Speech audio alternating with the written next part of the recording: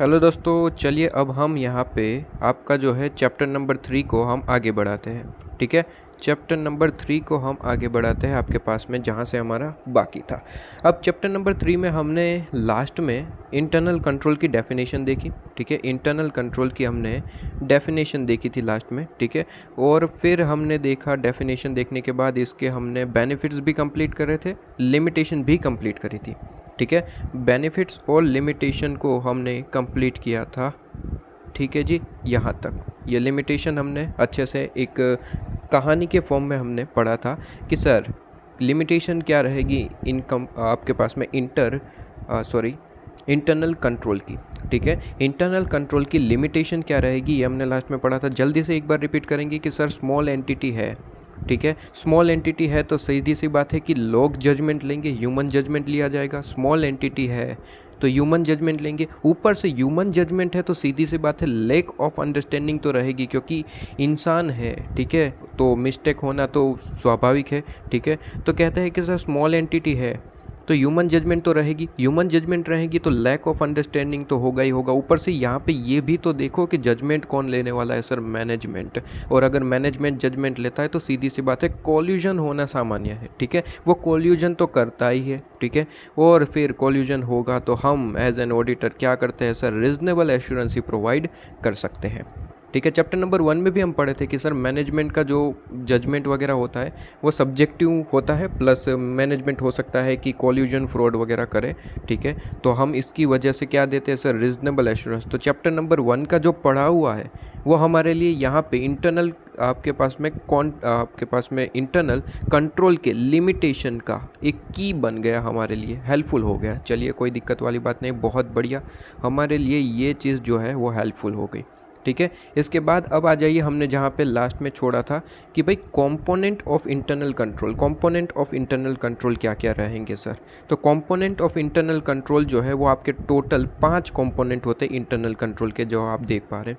ठीक है, इसमें से सर कंट्रोल एनवायरनमेंट जो है, द कंट्रोल एनवायरनमेंट, ये आपका सेपरेट क्वेश्चन बन सकता है। बाकी सारे तो मुझे नहीं लगता कि सेपरेट क्वेश्चन बन सकते, बाकी सारे में से हो सकता है एमसीक्यूज आपके पास में पूछे जाए।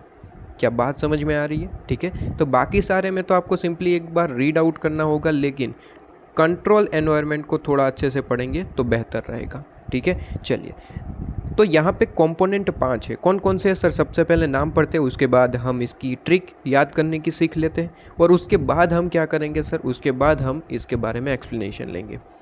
तो सर कंपोनेंट 5 है। अगर इंटरनल कंट्रोल के कंपोनेंट पूछे जाए तो सर 5 कंपोनेंट है।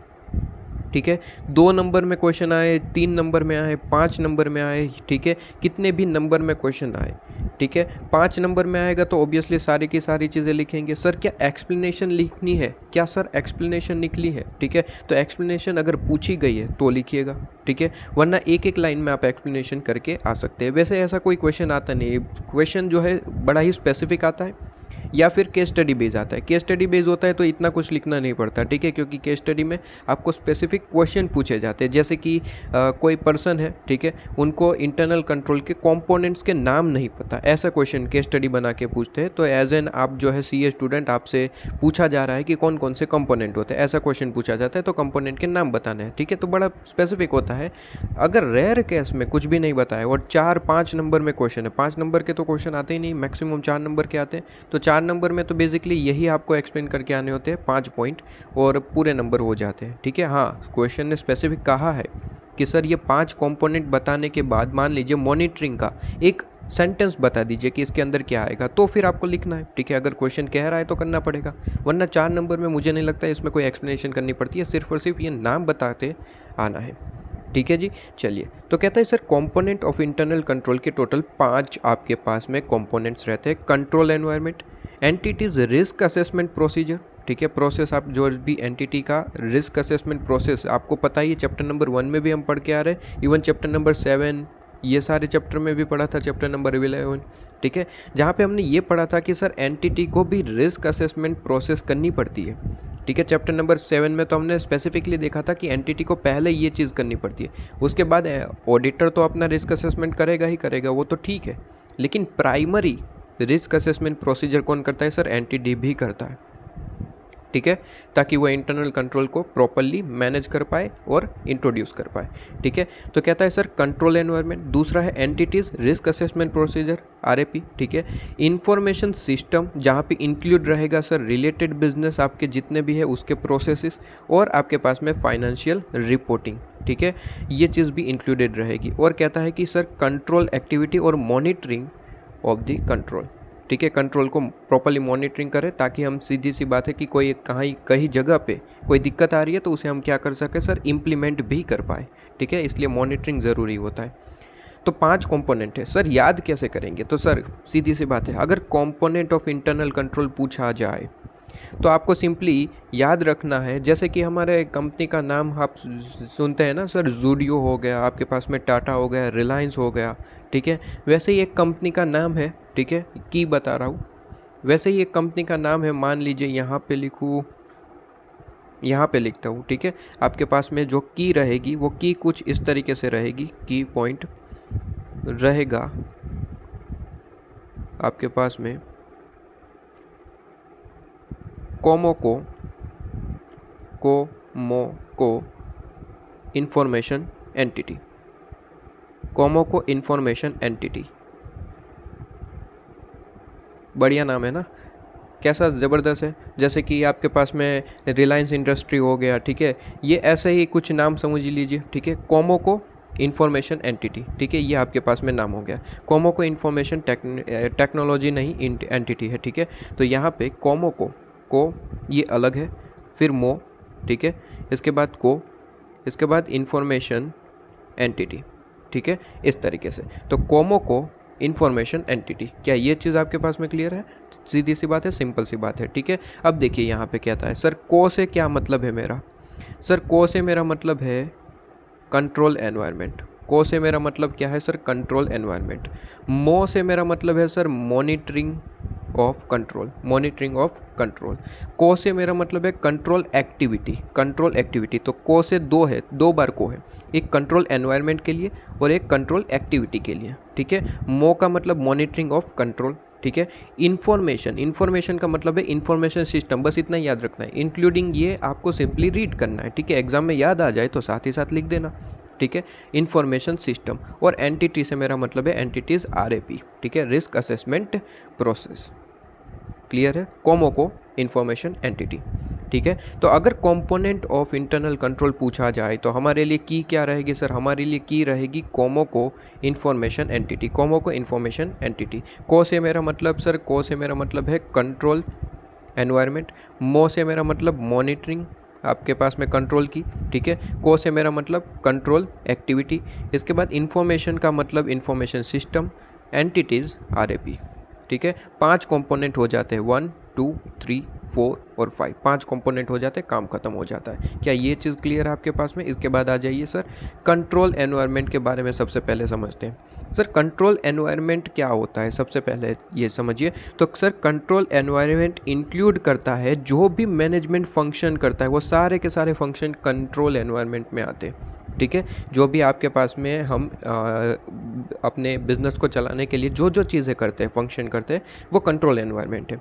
प्लस मैनेजमेंट और TCWG के जो भी एटीट्यूड्स है, अवेयरनेस है, एक्शन है, जो भी चीज़ें करते हैं, वो सारी चीज़ें भी कंट्रोल एनवायरनमेंट के अंदर आएगी। और प्लस साथ ही साथ set of tone of organization influencing the control consequences of people.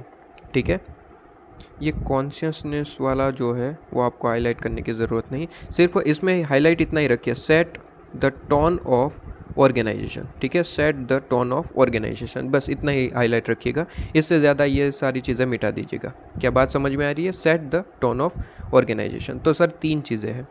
कहता है कि सर कंट्रोल एनवायरनमेंट में क्या चीज़ें इंक्लूड होगी? सबसे पहली चीज़ सर, सबसे पहली तो जो भी मैनेजमेंट फंक्शन होते हैं, ठीक है, वो सारी की सारी चीज़ें। उसके बाद सेकंड चीज़ सर अवेयरनेस हो गया, एटीट्यूड हो गया, एक्शन हो गया। ठीक है, जो भी मैनेजमेंट लेता है TCWG लेता है। और थर्ड टोन ऑफ ऑर्गेनाइजेशन, जितनी भी सेट ऑफ टोन है, ठीक है, जितनी भी एक्शन जो है उसका सेट। ठीक है, कहता है कि ऑर्गेनाइजेशन जितना भी यहाँ पे परफॉर्म करता है वो सारी की सारी चीज़ें आपके पास में इंक्लूड होगी। ये इंपॉर्टेंट तो नहीं है, ठीक है, ये चीज़ इंपॉर्टेंट तो नहीं है, एग्जाम में तो इस पर क्वेश्चन आने के चांसेस कम है, लेकिन इसके ऊपर का जो चीज़ है ये पूछा जा सकता है 3 नंबर में, 2 नंबर में। कहता है कि सर कंट्रोल एनवायरनमेंट के अंदर क्या चीज़ आती है वो हमने देखी।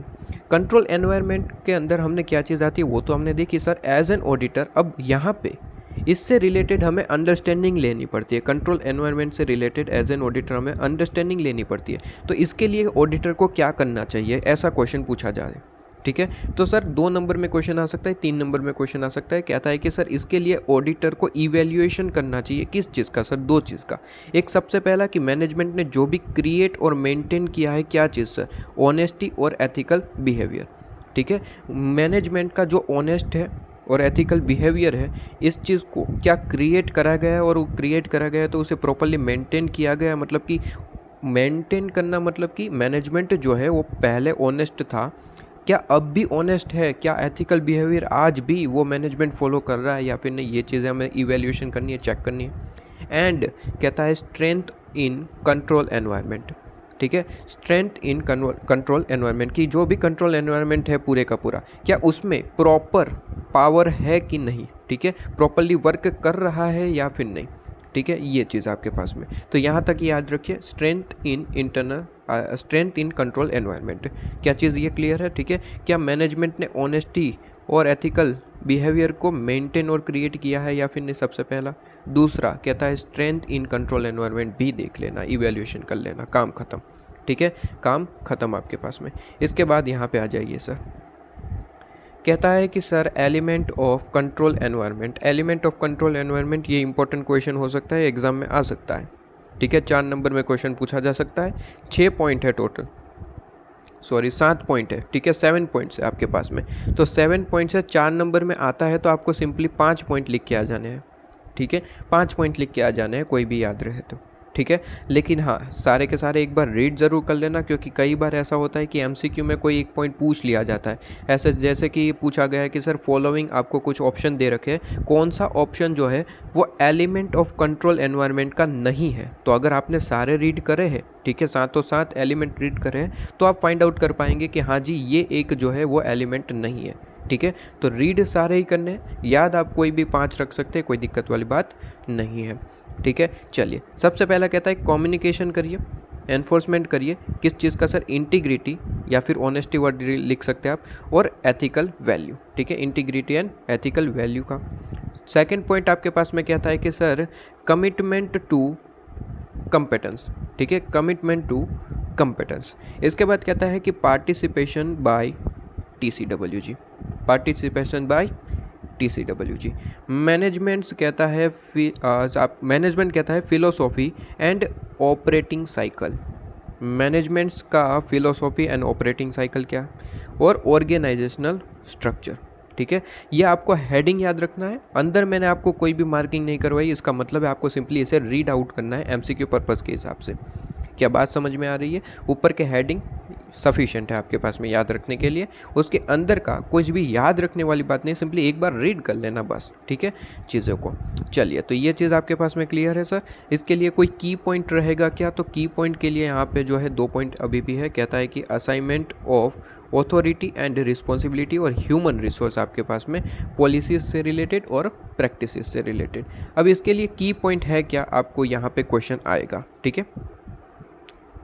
आइए वो भी देख लेते हैं। सर मैंने नंबरिंग यहाँ पे प्रोवाइड करी है, अगर आप देख रहे हैं नंबरिंग मैंने यहाँ पे प्रोवाइड करी है, आप वो देख रहे हैं, ठीक है। तो कहता है कि सर नंबरिंग के हिसाब से ही याद हो जाएगा, की पॉइंट बनाने की ज़रूरत नहीं। देखिए कहता है कि सर ऑर्गेनाइजेशन है तो ह्यूमन है, ठीक है, ऑर्गेनाइजेशन है तो कहता है ह्यूमन है। देखिए ऑर्गेनाइजेशनल स्ट्रक्चर है तो ह्यूमन रिसोर्स है, ह्यूमन रिसोर्स है तो किसी की रिस्पॉन्सिबिलिटी भी बनेगी, रिस्पॉन्सिबिलिटी है तो उसके लिए TCWG पार्टिसिपेशन ज़रूर करेगा, कि उसको ध्यान रखने के लिए कोई तो चाहिए, तो कौन आएगा सर, TCWG पार्टिसिपेशन करेगा।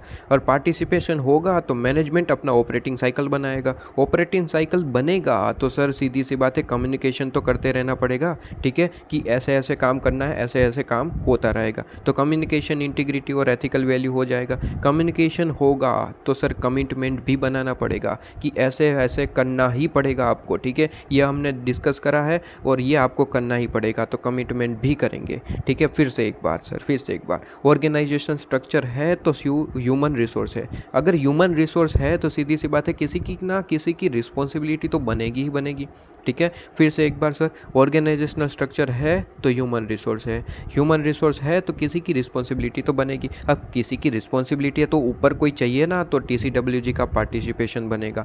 TCWG का पार्टिसिपेशन बनेगा तो मैनेजमेंट आके अपना काम करेगा। मैनेजमेंट क्या करेगा सर, ऑपरेटिंग साइकिल बनाएगा। मैनेजमेंट ऑपरेटिंग साइकिल बनाएगा तो सीधी सी बात है इसका कुछ कम्युनिकेशन वगैरह तो करना पड़ेगा, तो कहता है कि सर कम्युनिकेशन करेंगे। कम्युनिकेशन करेंगे तो सर डांट भी देंगे, कमिटमेंट भी बताएंगे कि सर ये आपको कंप्लीट करना है। क्या बात समझ में आ रही है? जब भी पूछा जाए sir element of control environment, देखिए ध्यान रहे सर, फिर से एक बार सारी चीज़ें यहाँ पे पूछा जाता है सर लिमिटेशन। लिमिटेशन में ध्यान रहे सर, लिमिटेशन में आपके पास में कितने पॉइंट है? 6 पॉइंट है। लिमिटेशन बड़ा ही सिंपल है। लिमिटेशन में कहता है कि सर स्मॉल एंटिटी से स्टार्ट करना। स्मॉल एंटिटी है तो कहता है कि आपके पास में ह्यूमन जजमेंट लिया जाएगा। ह्यूमन जजमेंट है तो सीधी सी बात है लैक ऑफ अंडरस्टैंडिंग रहेगी। लैक ऑफ अंडरस्टैंडिंग है तो कहता है जजमेंट कौन ले रहा है? सर मैनेजमेंट ले रहा है। कोलिजन होना स्वाभाविक है, कोलिजन होगा, सीधी सी बात है हम रीजनेबल एश्योरेंस देंगे। तो एक नेगेटिव आपके पास में सेंटेंस है। आप सेंटेंस भी देखिए, जैसा नाम है वैसा ही हमने की पॉइंट बनाया, लिमिटेशन। लिमिटेशन के लिए एक नेगेटिव सेंटेंस होना चाहिए, नेगेटिव सेंटेंस ही हमने बनाया सर। स्मॉल एंटिटी है तो भाई क्या करे, ह्यूमन जजमेंट लिए जाएंगे। ह्यूमन जजमेंट है तो भाई क्या करे, लैक ऑफ अंडरस्टैंडिंग रहेगी। ऊपर से ये तो देखो जजमेंट कौन ले रहा है? सर मैनेजमेंट ले रहा है। तो सीधी सी बात है कोल्यूजन भी कर लेंगे ये लोग, ठीक है, इसलिए रीजनेबल एश्योरेंस देना पड़ता है। तो पूरे के पूरे सेंटेंस में आप नेगेटिविटी देख सकते हैं, ठीक है। तो जैसा नाम है लिमिटेशन वैसा ही हमने पूरे का पूरा स्टेटमेंट बनाया है। क्या बात समझ में आ रही है? ठीक है। इसके बाद पूछे जाते हैं सर कंपोनेंट। कंपोनेंट में तो की है, इसके लिए तो कोई आपके पास में कोई कन्फ्यूजन नहीं होगा। कोमो को इन्फॉर्मेशन एंटिटी, ठीक है, कोमो को इन्फॉर्मेशन एंटिटी, ठीक है, ये 5 कंपोनेंट थे। अगर आपको पूछा जाए सर एलिमेंट्स बताए तो 5 पॉइंट वैसे तो याद होने चाहिए, लेकिन 7 पॉइंट हो जाते हैं तो क्या ही दिक्कत है, ठीक है। सर ऑर्गेनाइजेशनल स्ट्रक्चर से स्टार्ट करना, तो यहाँ पे एक चीज़ समझ में आई सर, एलिमेंट्स पूछे जाए तो वो स्टार्टिंग होता है कौन आपके पास में स्ट्रक्चर से, ऑर्गेनाइजेशनल स्ट्रक्चर। लेकिन जब भी आपके पास में कौन सा वर्ड पूछा जाए, लिमिटेशन, तो स्मॉल एंटिटी से स्टार्टिंग होगी, ठीक है। तो कहता है सर एलिमेंट पूछे जाए तो ऑर्गेनाइजेशन स्ट्रक्चर है तो ह्यूमन रिसोर्स है। ह्यूमन रिसोर्स है तो किसी न किसी की रिस्पॉन्सिबिलिटी भी बनेगी, और रिस्पॉन्सिबिलिटी है तो TCWG को आना पड़ेगा, पार्टिसिपेशन लेना पड़ेगा। TCW जैसे आएगा साथ ही साथ मैनेजमेंट कैसे दूर रह सकता है, मैनेजमेंट भी आएगा, ऑपरेटिंग साइकिल बनाएगा। ऑपरेटिंग साइकिल बनाने के बाद तुरंत वो क्या करेगा सर, कम्युनिकेशन कर लेगा। कम्युनिकेशन के बाद तुरंत कमिटमेंट करवा देगा। काम ही ख़त्म, काम ही ख़त्म आपके पास में। इसके बाद कहता है कि sir existence of satisfactory control environment not an absolute. आपके पास में यहाँ पे कहता है, हाँ ये चीज़ आपके पास में इंपॉर्टेंट है, MCQ पॉइंट ऑफ व्यू से ज़्यादा पूछा जाता है। कहता है कि सर देखिए, आप as an auditor control environment का इवैल्यूएशन करते हैं। 2 पॉइंट आप इवैल्यूएशन करते हैं, एक मैनेजमेंट की इंटीग्रिटी वगैरह चेक करते हैं, ठीक है, ये हमने यहाँ पे पढ़ा। आपको वही चीज़ मैं आपको बता रहा हूँ कि सर क्या करते हैं सर, मैनेजमेंट की इंटीग्रिटी और एथिकल वैल्यू बिहेवियर देखते हैं हम। और दूसरा पॉइंट आपके जो कंट्रोल एनवायरनमेंट में स्ट्रेंथ कितना है वो देखते हैं। 2 चीज़ें हम इवैल्यूएट मेनली करते हैं, ठीक है। तो कहता है कि सर चलो इवैल्यूएशन किया और आपको सब कुछ सही सही मिला, ठीक है, ओके सब कुछ हो गया, सब कुछ सही सही मिला। तो सर क्या इसका मतलब ये हुआ कि यहाँ पे कोई फ्रॉड है ही नहीं? एज एन ऑडिटर हमने सारी चेकिंग करी, इवैल्यूएशन हमने करा, ठीक है। इवैल्यूएशन करने से हमें पता चला सारी चीज़ें ओके लग रही है हमें। तो इसका मतलब क्या ये हो जाएगा कि सर फ्रॉड नहीं है? इसका मतलब क्या ये हो जाएगा कि सर फ्रॉड नहीं, ऐसा मतलब हो जाएगा? तो आंसर इज़ नो।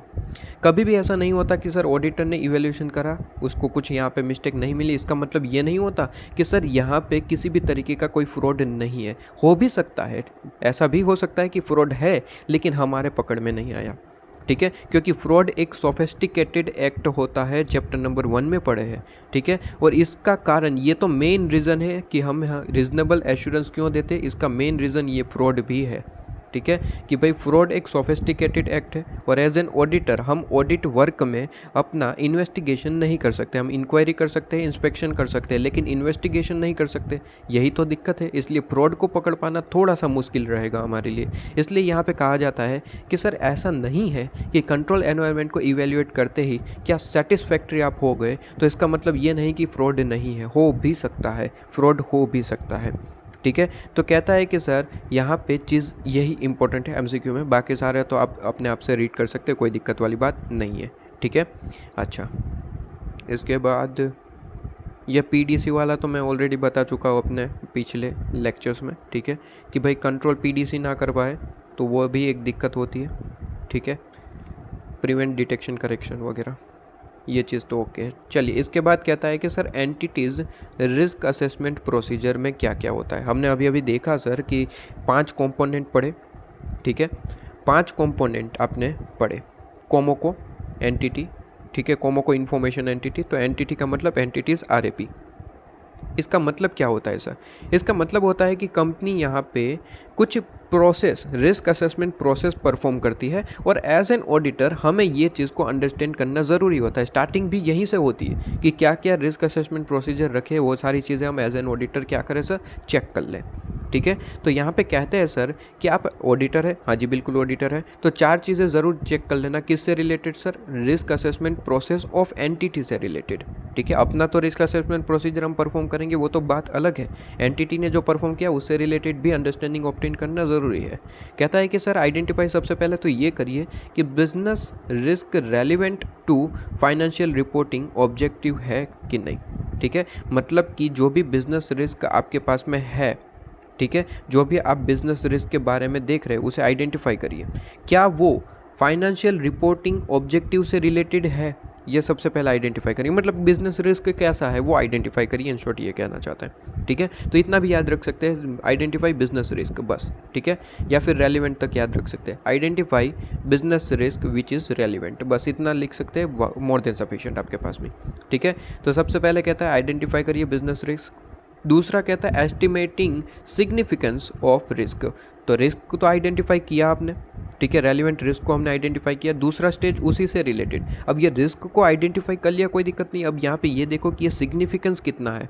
ठीक है, इसका सिग्निफिकेंस कितना है वो देखिए। तीसरा पॉइंट कहता है कि भाई लाइकलीहुड ऑफ देयर अकरेंस, उसके आने के चांसेस कितने हैं, उसके यहाँ पे अफेक्शन, जो हमारे फाइनेंशियल स्टेटमेंट है उसकी इन्फॉर्मेशन को अफेक्ट करने के चांसेस कितने हैं। लाइकलीहुड का मतलब पॉसिबिलिटी, चांसेस आप कह सकते हैं। ठीक है, तो उसके चांसेस कितने हैं ये देखिए। और फोर्थ चीज़, फिर डिसाइड करिए about the action to address, इसे एड्रेस करने के लिए क्या क्या एक्शन लिए गए हैं, लेने वाले हैं, वो सारी चीज़ों को अंडरस्टैंडिंग आप एज एन ऑडिटर लेंगे।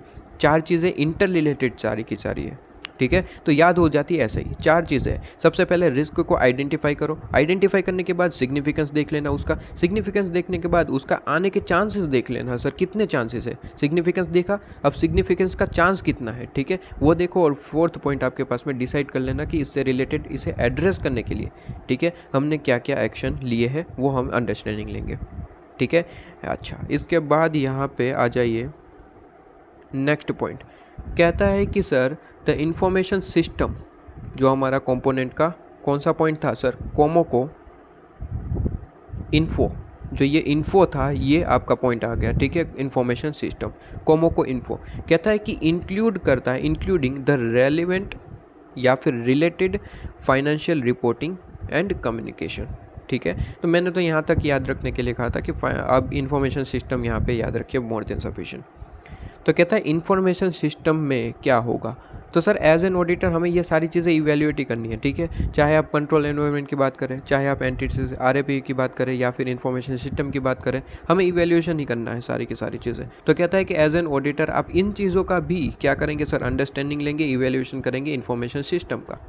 ठीक है, और इन्फॉर्मेशन का सिस्टम, जो इन्फॉर्मेशन सिस्टम है उसके अंडरस्टैंडिंग लेने के लिए कुछ एरियाज़ है। ठीक है, उस एरियाज़ को थोड़ा सा ध्यान रखना। कहता है कि सबसे पहले हाउ द इंफॉर्मेशन सिस्टम, ये पॉइंट वाइज मैं चल रहा हूँ। ठीक है, कहता है कि how the information system capture करता है इवेंट्स और कंडीशन को। ठीक है, कैप्चर कैसे करता है जो भी हमारे ट्रांजैक्शन है, इवेंट्स है उनको। ठीक है, दूसरे पॉइंट पे कहता है कंट्रोल सराउंडिंग जर्नल एंट्रीज आपके पास में, ठीक है। इसके बाद नेक्स्ट पॉइंट आता है, थर्ड पॉइंट कहता है कि sir procedure by which those transaction are initiated, recorded, process और करेक्टेड एज नेसेसरी, ठीक है। Initiated, recorded, process, corrected as necessary. Fourth point कहता है कि sir relevant accounting record and supporting information आपके पास में क्या है।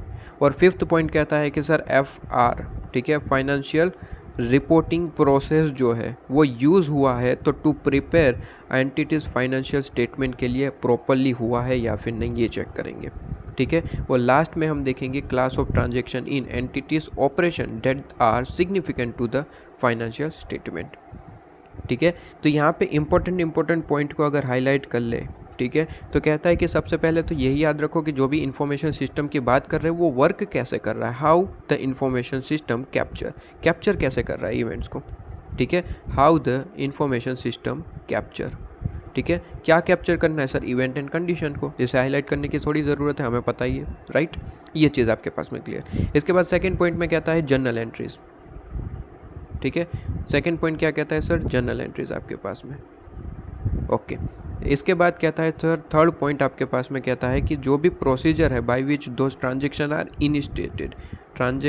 Initiated, recorded, process and corrected as necessary, ठीक है, करेक्टेड एज नेसेसरीज आपके पास में। इसके बाद फोर्थ पॉइंट कहता है कि जो भी अकाउंटिंग रिकॉर्ड्स है और सपोर्टेड इन्फॉर्मेशन है उसके बारे में देख लेना, ठीक है, सपोर्टेड रिकॉर्ड इन्फॉर्मेशन, ओके।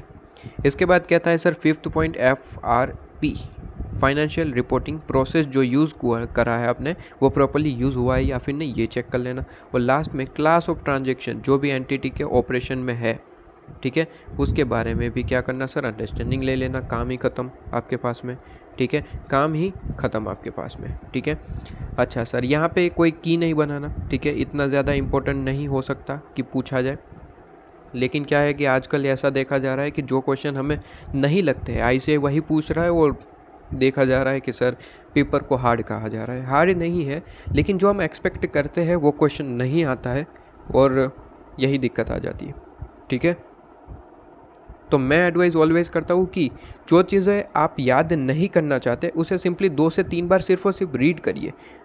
आपको याद नहीं करना है, लेकिन 2-3 बार भी रीड करा होगा ना, एग्जाम में अगर आप देखेंगे कि सर यही क्वेश्चन आ गया और हमने इसे 2-3 बार रीड करा था, याद नहीं करा है, तो भी आप ध्यान रखिएगा ऐसी कोई भी चीज़ होगी जो आपने 2-3 बार रीड करी है, याद नहीं करी भले ही, लेकिन एग्जाम में अगर वो पूछ ली गई तो 2-3 पॉइंट तो आप बड़े आराम से लिख पाएंगे, क्योंकि आपने इसे 2-3 बार तो रीड करा है। 2-3 पॉइंट आपके दिमाग में आएंगे ही आएंगे, गारंटी, ठीक है। लेकिन इसके लिए 2-3 बार रीड करना पड़ता है टाइम टू टाइम, ठीक है। याद नहीं करना, याद के लिए दिमाग में यही सोचो कि सर याद नहीं करना है, रिलैक्स हो जाओ, रिलैक्स होके 2-3 बार रीड करो, रिलैक्स होके 2-3 बार रीड करो, ठीक है। याद करने का इतना ज़्यादा कोई टेंशन लेने की ज़रूरत नहीं है, ठीक है। लेकिन फिर भी आपका दिमाग देखिएगा कि अगर ये क्वेश्चन आ भी जाता है तो आपको 2-3 पॉइंट याद दिलवा के रहेगा, ठीक है ना। चलिए, इसके बाद कंट्रोल एक्टिविटी, इसमें कुछ यहाँ पे ठीक है, आप यहाँ पे रीड कर सकते हैं। मॉनिटरिंग ऑन कंट्रोल, ये भी आप अपने आप से रीड कर सकते हैं। इसमें कुछ यहाँ पे एग्जाम में आए ऐसा कुछ नहीं है, MCQ पॉइंट ऑफ व्यू से हो सकता है आ जाए, ठीक है। इसके बाद कहता है कि are all controls relevant to the audit, कहता है कि हर एक कंट्रोल जो है वो ऑडिट के लिए रेलिवेंट होते हैं, मतलब कि एंटिटी ने तो बहुत सारे कंट्रोल लगाए होंगे, तो क्या हमारे लिए वो सारे के सारे कंट्रोल्स क्या रेलिवेंट होंगे? क्या आंसर रहेगा आपका, बताइए। तो सीधी सी बात है सर, सारे के सारे कंट्रोल जो एंटिटी ने लगाए वो तो अपने तरीके से लगाए हैं ना, मतलब कि उनको जैसे जैसे सही लगता है, उनकी जो एक्टिविटीज़ है, ठीक है, उनकी जो एक्टिविटीज़ है उनको परफॉर्म करना है उनको, और उसे परफॉर्म करने के लिए उन्होंने अपने तरीके से अपने ऑब्जेक्टिव को पूरा करने के लिए उन्होंने कंट्रोल लगाए, ठीक है। मतलब कि हमारे ऑडिट को ध्यान में रखते हुए थोड़ी ना कंट्रोल बनाए। हम एज एन ऑडिटर हम यहाँ पे देखेंगे जो जो एंटिटी ने जितने भी कंट्रोल लगाए हैं, जितने भी कंट्रोल लगाए उसमें से हमारे लिए रेलिवेंट कौन सा है उसे तो हमें देखना पड़ेगा। सारे ही रेलिवेंट थोड़ी ना होते, हमें कहाँ एंटिटी सारे की सारी चलानी है, हमें तो सिर्फ एंटिटी के फाइनेंशियल स्टेटमेंट को ऑडिट करना है, और उससे रिलेटेड जो भी इन्फॉर्मेशन है, उससे रिलेटेड जो कंट्रोल्स है उसे हमें देखना है, ठीक है।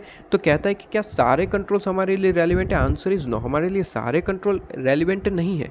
कुछ आपके पास में कुछ कंट्रोल जो है, कुछ ऑब्जेक्टिव जो है वो हमारे लिए रेलिवेंट होंगे, जो हम खुद as an auditor find out करके हम उसे देख लेंगे। ठीक है, कहता है कि कुछ ऐसे फैक्टर्स होते हैं, ठीक है, factors relevant to the auditor judgment. हमें जजमेंट लेना है कि कौन से कंट्रोल हमारे लिए इंपॉर्टेंट है, कौन से नहीं है। ठीक है, तो इसके लिए जो जजमेंट है, जजमेंट के लिए कुछ फैक्टर्स होते हैं, उस फैक्टर्स को ध्यान में रखेंगे तो जजमेंट बड़े आराम से ले पाएंगे।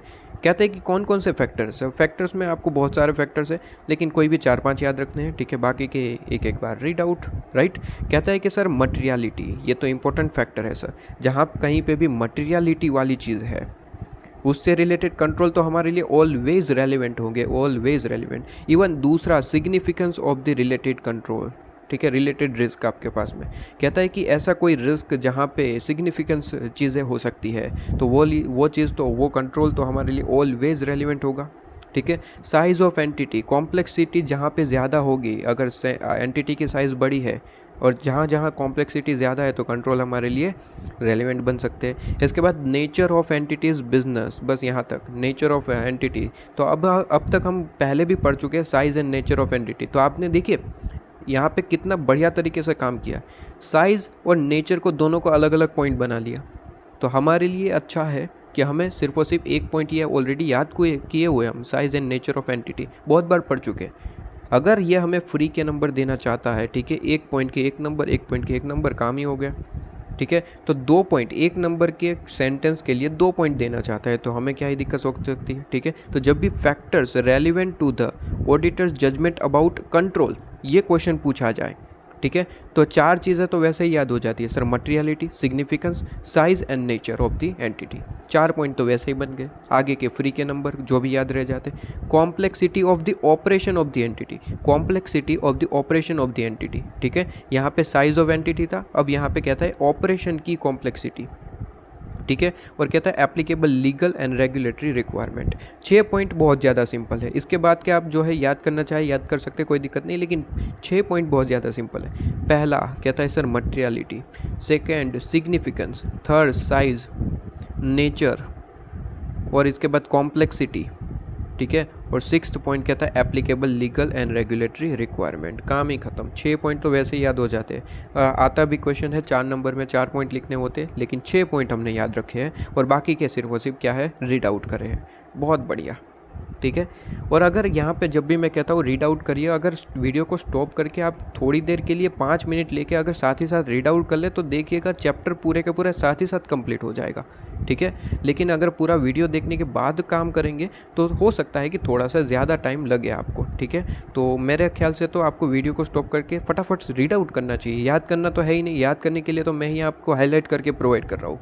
ठीक है, तो सिंपली रीड आउट ही करना है एमसीक्यू पॉइंट ऑफ व्यू से हिसाब से, तो फटाफट से रीड आउट करना चाहिए।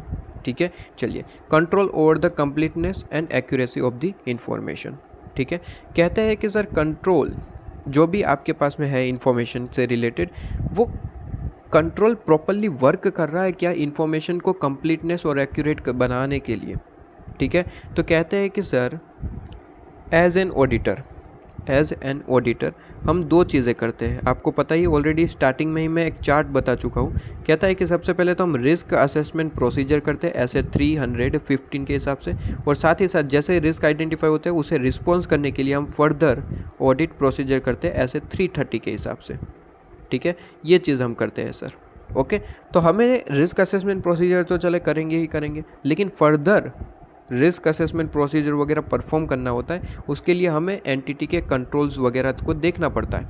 ठीक है, हम पढ़ेंगे टेस्ट ऑफ कंट्रोल जो है एक एलिमेंट होता है आपके पास में फर्दर ऑडिट प्रोसीजर। वैसे तो मैं बता चुका हूँ स्टार्टिंग में कि TOC TOD वगैरह होते हैं। ठीक है, टेस्ट ऑफ कंट्रोल करते हैं, टेस्ट ऑफ डिटेल करते हैं। ठीक है, ये सारी चीज़ें तो ये हमने पढ़ा है।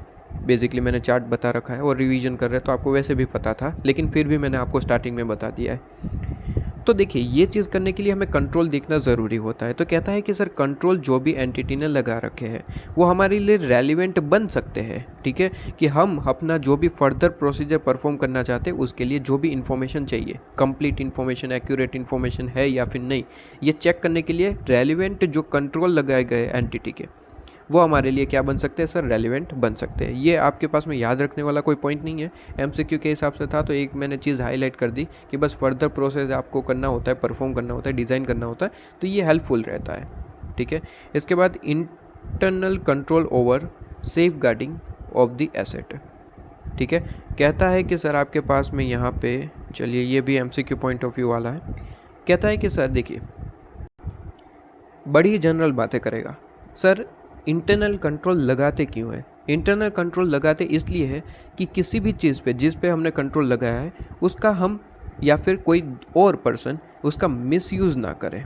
ठीक है, जिसको भी ये चीज़ अलॉट करी गई है वही पर्सन यूज़ करे, इसके अलावा कोई पर्सन यूज़ ना करे। इसका बेसिक यहाँ पे रूल होता है इंटरनल कंट्रोल का। इंटरनल कंट्रोल इसलिए होता है कि हम जो भी असेट पे लगा रहे हैं उसका सेफ गार्ड बना रहे हैं। ठीक है, यही चीज़ आपके पास में कहता है कि sir internal control over safeguarding against आपके पास में अनऑथोराइज एक्विजिशन, यूज़ या फिर डिस्पोजिशन में include controls relating to the both, जो आपकी फाइनेंशियल रिपोर्टिंग है एंड कहता है ऑपरेटिंग ऑब्जेक्टिव है। ठीक है, ऑपरेशंस ऑब्जेक्टिव आपके पास में रहता है। तो कहता है कि सर सीधी सी बात है, यहाँ पे भी याद रखने वाली बात नहीं है, सिंपली एक बार रीड आउट करना है। इंटरनल कंट्रोल हम लगाते क्यों हैं sir? Safe guard the interest. Safe guard the interest में दोनों चीज़ें यहाँ पे इंक्लूड रहेगी, financial reporting and operational results आपके पास में। ठीक है, ये चीज़ आपको कहना चाहते हैं, उसके बाद तो कुछ है नहीं।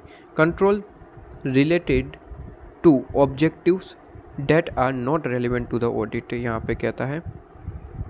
ओके, ये तो जस्ट वन टाइम रीड में डाल दीजिए। ठीक है, वन टाइम रीड में डाल दीजिए, कोई दिक्कत वाली बात नहीं है। इसके बाद नेक्स्ट पॉइंट पे आइए, nature and extent of understanding of relevant controls. हाँ, यहाँ पे एक इंपॉर्टेंट पॉइंट बनता था ये वाला।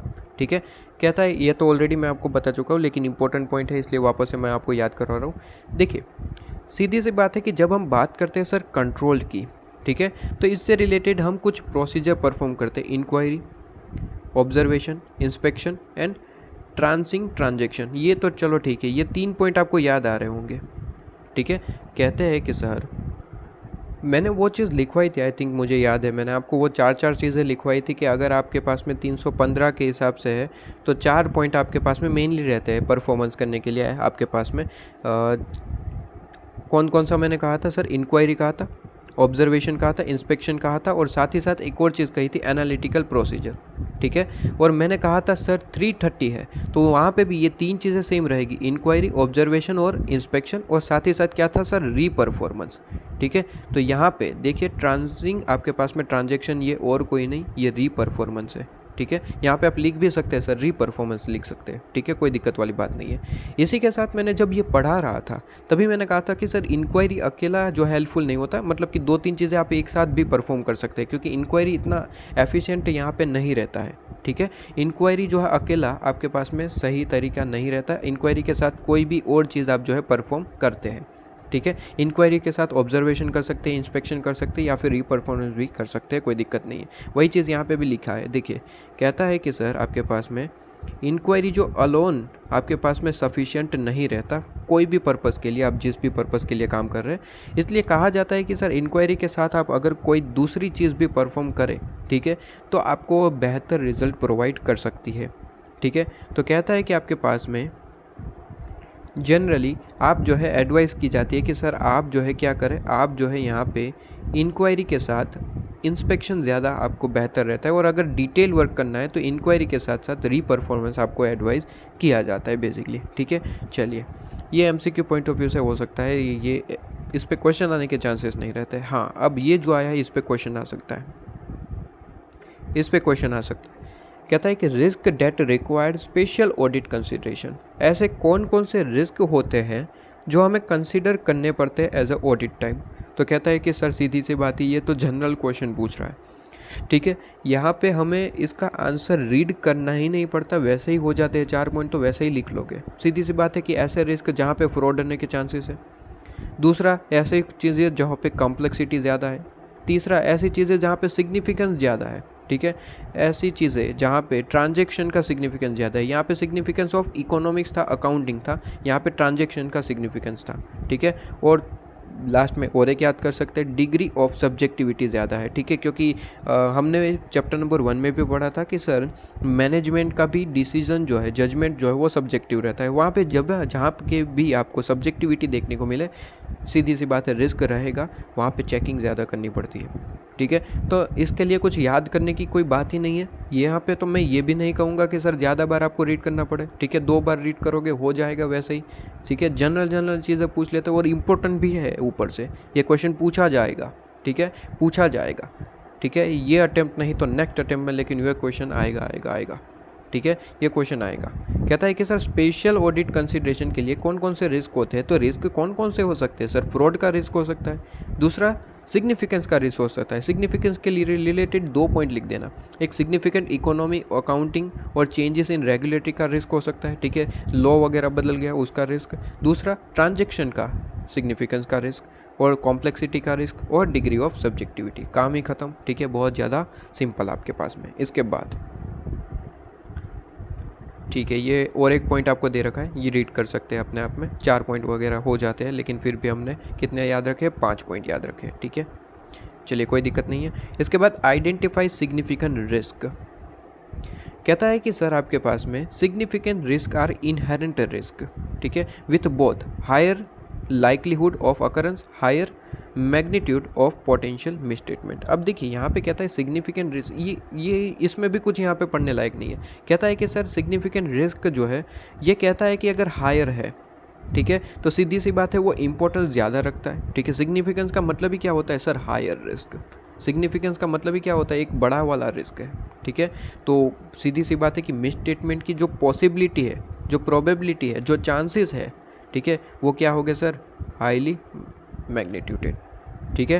तो सीधी सी बात है, ये जनरल बातें करते रहता है, ठीक है। सिग्निफिकेंस का मतलब किसे नहीं पता, हायर रिस्क, ठीक है, और हायर रिस्क का मतलब कि मिसस्टेटमेंट, इसका मतलब ही क्या होता है, सिग्निफिकेंट रिस्क का मतलब ही क्या होता है कि हमारे फाइनेंशियल स्टेटमेंट में इस चीज़ का मिसस्टेटमेंट होने की चांसेस बहुत बड़ा है, ठीक है, बहुत बड़ा है, इफेक्ट इसका बहुत बड़ा है, ठीक है जी। इसके बाद यहाँ पे कहता है, आगे नेक्स्ट बात करते हैं। अच्छा, यहाँ पे ये भी रीड कर सकते हैं आप कि सिग्निफिकेंट रिस्क में ऑलवेज 2 पॉइंट तो रहेंगे, दूसरे और भी सिग्निफिकेंट हो सकते हैं, लेकिन 2 तो ऑलवेज सिग्निफिकेंट रिस्क रहते हैं। एक तो फ्रॉड वाला रिस्क और दूसरा रिलेटेड पार्टी रिलेशनशिप वाला रिस्क, ये ऑलवेज सिग्निफिकेंट रहते हैं। उसके अलावा तो जो भी होंगे वो ठीक है, लेकिन ये तो ऑलवेज आपके पास में हाईली सिग्निफिकेंट रिस्क रहते हैं, एक फ्रॉड और एक रिलेटेड पार्टी ट्रांजेक्शन वाले रिस्क, ठीक है, ये वो बहुत ही ज़्यादा हाईली, ठीक है। इसके लिए ही यहाँ पे देखिए आप स्पेसिफिकली अकाउंट में भी यहाँ पे भी पढ़ते हैं, अकाउंट में भी बेसिकली पढ़ते हैं, यहाँ पे भी आप पढ़ते हैं कि अगर रिलेटेड पार्टी ट्रांजैक्शन है ना, तो इसे स्पेसिफिकली डिस्क्लोज करना पड़ता है, स्पेसिफिकली डिस्क्लोज करना पड़ता है, ठीक है, क्योंकि यहाँ पे फ्रॉड वगैरह होने के बहुत ज़्यादा चांसेस होते हैं, और इवनली स्पेसिफिक कहीं और भी फ्रॉड है तो ये हमारे लिए हाईली सिग्निफिकेंट रिस्क माने जाते हैं, ठीक है। इसके बाद ROMM, greater for significant non routine transactions, कहते हैं आपके पास में। नॉन रूटिंग ट्रांजेक्शन का मतलब होता है ऐसे ट्रांजेक्शन जो डेली बेसिस पे तो नहीं होते, लेकिन वहाँ पे भी रिस्क ऑफ मटेरियल मिसस्टेटमेंट होने के चांसेस हो सकते हैं, ठीक है। जो डेली रूटीन में होते हैं वहाँ पे तो रिस्क ज़्यादा रहता है, आप समझिए। अगर कोई चीज़ डेली हो रही है तो वहाँ पे भी रिस्क होने के चांसेस ज़्यादा हो सकते हैं, ठीक है, ये हम तो पता है। लेकिन यहाँ पे कहे सर नॉन रूटीन ट्रांजेक्शन होते हैं, वहाँ पे भी क्या रिस्क होने के चांसेस होते हैं? Answer is yes. कुछ यहाँ पे ट्रांजेक्शन भी दे रखे, फॉर एग्जांपल मैनेजमेंट जो है इंटरवेंशन कर रहा है, ठीक है, मतलब कि दखल कर रहा है किसी स्पेसिफिक अकाउंटिंग ट्रीटमेंट में, ठीक है, ये भी आपके पास में हो सकता है। स्पेसिफिक अकाउंटिंग ट्रीटमेंट हर बार तो नहीं होती, ठीक है। कहता है कि आप में इसमें आपके पास में मैनेजमेंट का इंटरवेंशन हो रहा है।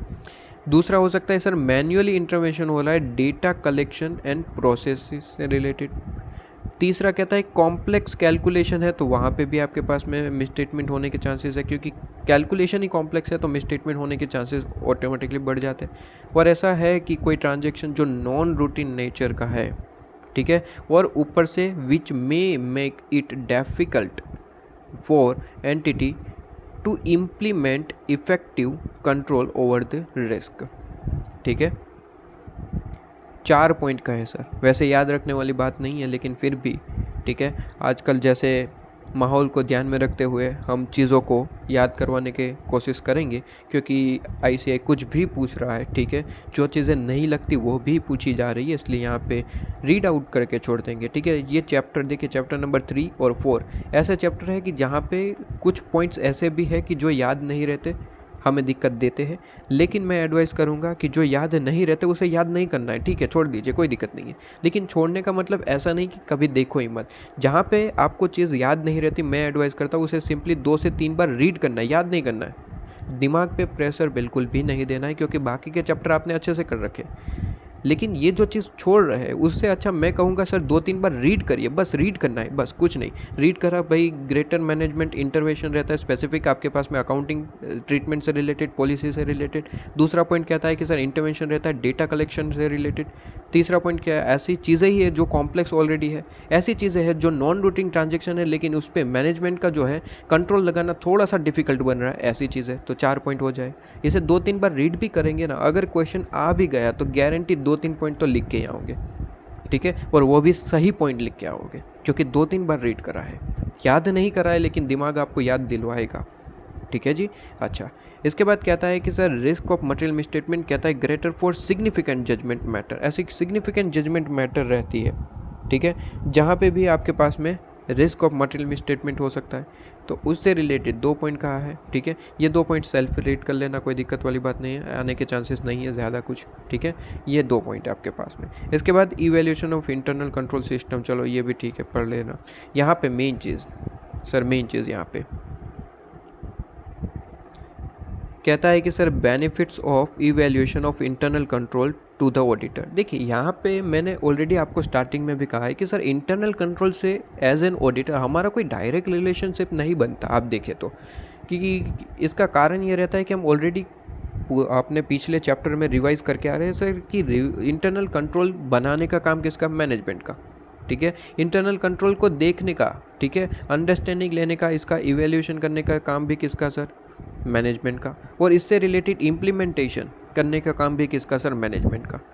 तो एज एन ऑडिटर हम इसको क्यों देख रहे हैं, इसका कारण ये रहता है कि सर अगर इंटरनल कंट्रोल को नहीं देखें हम, ठीक है, तो हमें अपना जो ऑडिट ऑब्जेक्टिव, ऑडिट जो एविडेंस हमें ऑब्टेन करना है, इसका जो ऑब्जेक्टिव हमारा है बेसिकली ओपिनियन देना, ठीक है। ओपिनियन के लिए हमें क्या लेना पड़ता है सर, हमारे पास में ऑडिट एविडेंस लेना पड़ता है। ऑडिट एविडेंस लेने के लिए हमें मजबूरी में इंटरनल कंट्रोल को देखना पड़ता ही है, ठीक है। तो डायरेक्ट रिलेशनशिप नहीं है, लेकिन इंटरनल आप देख सकते हैं इनडायरेक्ट रिलेशनशिप आपको ज़्यादा देखने को मिल रहा है, ठीक है। इसलिए एज एन ऑडिटर हम भी इंटरनल कंट्रोल का इवैल्यूएशन ज़रूर करते हैं, ताकि हमें ये पता चले कि कहीं कोई रिस्क का आगमन तो नहीं, ठीक है, क्योंकि अगर कहीं इंटरनल कंट्रोल सही से काम नहीं कर रहे तो वहाँ पे हमें चेकिंग ज़्यादा करनी चाहिए, उससे रिलेटेड जितनी भी इन्फॉर्मेशन है उसकी चेकिंग अच्छे से करनी पड़ेगी, क्योंकि वहाँ पे इंटरनल कंट्रोल सही से काम नहीं कर रहे, इसलिए हमें इवैल्यूएशन करना पड़ता है, ठीक है। तो कहता है कि इवैल्यूएशन क्यों करना पड़ता है, इसके क्या बेनिफिट होता है वो तो हम देखेंगे ही देखेंगे। इस पहले इतना मतलब समझ में आया कि सर वैसे तो हमारा कोई रेलेवेंस नहीं है, ठीक है, इंटरनल कंट्रोल के साथ डायरेक्टली, लेकिन इनडायरेक्टली रहता है। इसके बेनिफिट क्या रहेंगे, बहुत सारे बेनिफिट है। सबसे पहले तो देखिए बेनिफिट में आपको देख रहा होगा कि जो भी एरर होता है, फ्रॉड होता है, ठीक है, उसकी लोकेशन हम जान पाते हैं, क्योंकि अगर हम यहाँ पे देखते हैं कि सर इंटरनल कंट्रोल यहाँ पे लगा है, यहाँ पे है, यहाँ पे है, यहाँ पे, फिर हमने देखा सर यहाँ पे ओके है, सब कुछ बढ़िया है, यहाँ पे ओके, सर यहाँ पे मीडियम है, मतलब कि यहाँ पे रिस्क होने के चांसेस है, और यहाँ पे कोई इंटरनल कंट्रोल है, मान लीजिए लगाया हुआ है, एक गार्ड को हमने रखा है ताकि वो सारी चीज़ों को देखे, लेकिन हमने जब देखने गए तो ये तो गार्ड जो है वो ड्यूटी पे सोते रहता है, ऊपर से यहाँ पे कैमरा भी है, इस डिपार्टमेंट में कैमरा भी है, लेकिन कैमरा चलता ही नहीं है, ठीक है, मतलब कि इंटरनल कंट्रोल चल नहीं रहे। तो हमें यहाँ पे पता चल गया कि सर यहाँ की जो इन्फॉर्मेशन है उसको तो बढ़िया तरीके से याद करनी पड़ेगी, क्योंकि ये यहाँ पे फ्रॉड होने के चांसेस, एरर होने के चांसेस सबसे ज़्यादा हो सकते हैं। तो देखिए इंटरनल कंट्रोल का इवैल्यूएशन करने से पता चला कि यहाँ की जो इन्फॉर्मेशन है वो तो अच्छे से देखनी पड़ेगी, बाकी सारी चीज़ें तो चलो ठीक है देखेंगे ऊपर ऊपर से, लेकिन यहाँ की डिटेल में चेक करनी पड़ेगी। तो एरर और फ्रॉड के बारे में देख सकते हैं, इनकी लोकेशन कहाँ पे रह सकती है, ठीक है। Adequate internal control system is in used and operating as plan by management. हम यहाँ पे देख पाएंगे कि क्या सही से मैनेजमेंट ने अपनी इंटरनल कंट्रोल सिस्टम को प्लान और परफॉर्म करा है, यूज़ कर रहे हैं प्रॉपरली, ये हम देख पाएंगे, ठीक है। दूसरी चीज़ कहता है कि effective internal auditing department is operating. कहते हैं कि ये सारी चीज़ें देखने से ये भी पता चलेगा कि क्या डिपार्टमेंट प्रॉपरली इफ़ेक्टिवली ये जो इंटरनल ऑडिट काम हो रहा है ये इफ़ेक्टिव होगा या फिर नहीं। देखिए यहाँ पे सीधी सी बात है कि डायरेक्ट रिलेशनशिप ऑडिट के साथ रहता है। इंटरनल कंट्रोल अगर सही से चल रहा है, ठीक है, तो सीधी सी बात है हमें हमारा काम थोड़ा सा कम करना पड़ेगा, ठीक है, हमारी मेहनत थोड़ी सी कम लगेगी, क्योंकि इंटरनल कंट्रोल बढ़िया है तो चांसेस है कि फ्रॉड नहीं होंगे, ठीक है। तो कहता है कि सर इफ़ेक्टिव इंटरनल ऑडिट हो पाएगा, ठीक है, इफ़ेक्टिव इंटरनल ऑडिट हो पाएगा, ठीक है। Any administrative control has a bearing on his work, ठीक है। कहता है कि फॉर एग्जांपल कहता है कि कंट्रोल अगर ओवर वर्कर रिक्रूटमेंट है, ठीक है, आने जाने का सारी चीज़ों पे हमने कंट्रोल लगा रखा है, ठीक है। तो कहता है कि अगर ये सारी चीज़ें हमने लगा रखी है तो उनकी जो वेज शीट है उस पर हमें रिलाई ज़्यादा होगा, ठीक है, उसकी रेलिवेंस हमें ज़्यादा लगेगी। क्योंकि देखिए फॉर एग्जांपल वर्कर से रिलेटेड हमने मैनेजमेंट ने प्रॉपर एक कंट्रोल लगा रखा है, ठीक है। फॉर एग्जांपल वर्कर आते हैं जाते हैं, ठीक है, और कोई छुट्टी पे रहता है तो उसके लिए हमने 2-3 पर्सन लगा रखे हैं, एक गार्ड लगा रखे हैं, 2 गार्ड, ठीक है। बेसिकली ये गेट पे बैठे रहते हैं और कोई भी पर्सन आता है तो उसकी जो भी अटेंडेंस है वगैरह लेते हैं। कोई चीज़ अगर कोई पर्सन नहीं आया है तो शाम को, ठीक है, उनका नाम लिख लेते हैं कि ये इस दिन नहीं आए। ये सारी चीज़ें प्रॉपरली मेंटेन करी गई है और फिर लास्ट में हम एज एन ऑडिटर तो हमारे लिए ये इंपॉर्टेंट नहीं है, लेकिन इनको वेजेस क्या पे हो रही है ये अमाउंट वगैरह चेक करना हमारे लिए इंपॉर्टेंट है। तो हमने सबसे पहले इंटरनल कंट्रोल को देखा कि हाँ जी बराबर काम हो रहा है, 2-3 गार्ड बैठे गए हैं, ठीक है, प्रॉपरली इसका मेंटेनेंस हो रहा है, सब कुछ सारी चीज़ें एकदम प्रॉपर हो रही है। तो हमारा ये जो वेज शीट हमें दिया गया है कि हमने इतने वर्कर को इतना पेमेंट किया है वगैरह वगैरह, इस पर रिलाई थोड़ा सा बढ़ जाएगा, ठीक है। ये चीज़ आपके पास में हो जाती है। Control adequately safeguard the asset, ये तो ऑब्वियसली आपके पास में रहता ही है, ठीक है, ये तो बेनिफिट रहेगा ही कि एसेट के बारे में हमारा भी रिलायंस बढ़ेगा क्योंकि आपके पास में क्या है सर, कंट्रोल प्रॉपर है। How the management is discharging its function, ये भी हमें पता चलेगा अगर हम ऑब्जर्वेशन प्रॉपरली करते हैं, इवैल्यूएशन करते हैं, तो हमें ये भी पता चलेगा कि सर मैनेजमेंट अपना काम अपना फंक्शन कैसे डिस्चार्ज करता है, ठीक है। और बस यहाँ पे ये ठीक है, चलो। इसके बाद area where control is weak, ये जो मेन पॉइंट मैंने आपको बताया था सर कि अगर सारे आपको पॉइंट्स को अगर इवेल्युएट करेंगे तो आपको ये पता चलेगा कि कहाँ कंट्रोल वीक है, कहाँ कंट्रोल प्रॉपर है। वीक है तो वहाँ पे हमें ज़्यादा काम करने का पड़ेगा, ठीक है, ज़रूरत पड़ेगी, ये सारी चीज़ें। ओके, ये पॉइंट्स आपके पास में कुछ 4-5 पॉइंट याद रख लेना बेनिफिट्स के, मोर देन सफिशिएंट। इसके बाद आप आ जाइए पॉइंट पे, evaluation of internal control methods पे। हाँ, ये मेथड्स क्वेश्चन पूछा जा सकता है, इम्पोर्टेंट है। कहते हैं कि सर क्या क्या मेथड्स होती है, हम इंटरनल कंट्रोल का इवैल्यूएशन एज एन ऑडिटर हम कर रहे हैं तो क्या क्या मेथड हो सकती है, हम ऑडिटर इवैल्यूएशन कैसे करेंगे इंटरनल कंट्रोल का। तो देखिए 4 मेथड होती है, 4 में से कोई भी एक तरीके से आप जो है अपना इवैल्यूएशन कर सकते हैं, कोई दिक्कत वाली बात नहीं। सबसे पहला कहता है कि नरेटिव रिकॉर्ड हो सकता है, ठीक है, चेकलिस्ट हो सकता है, इंटरनल कंट्रोल क्वेश्चनियर हो सकता है और फ्लो चार्ट हो सकता है।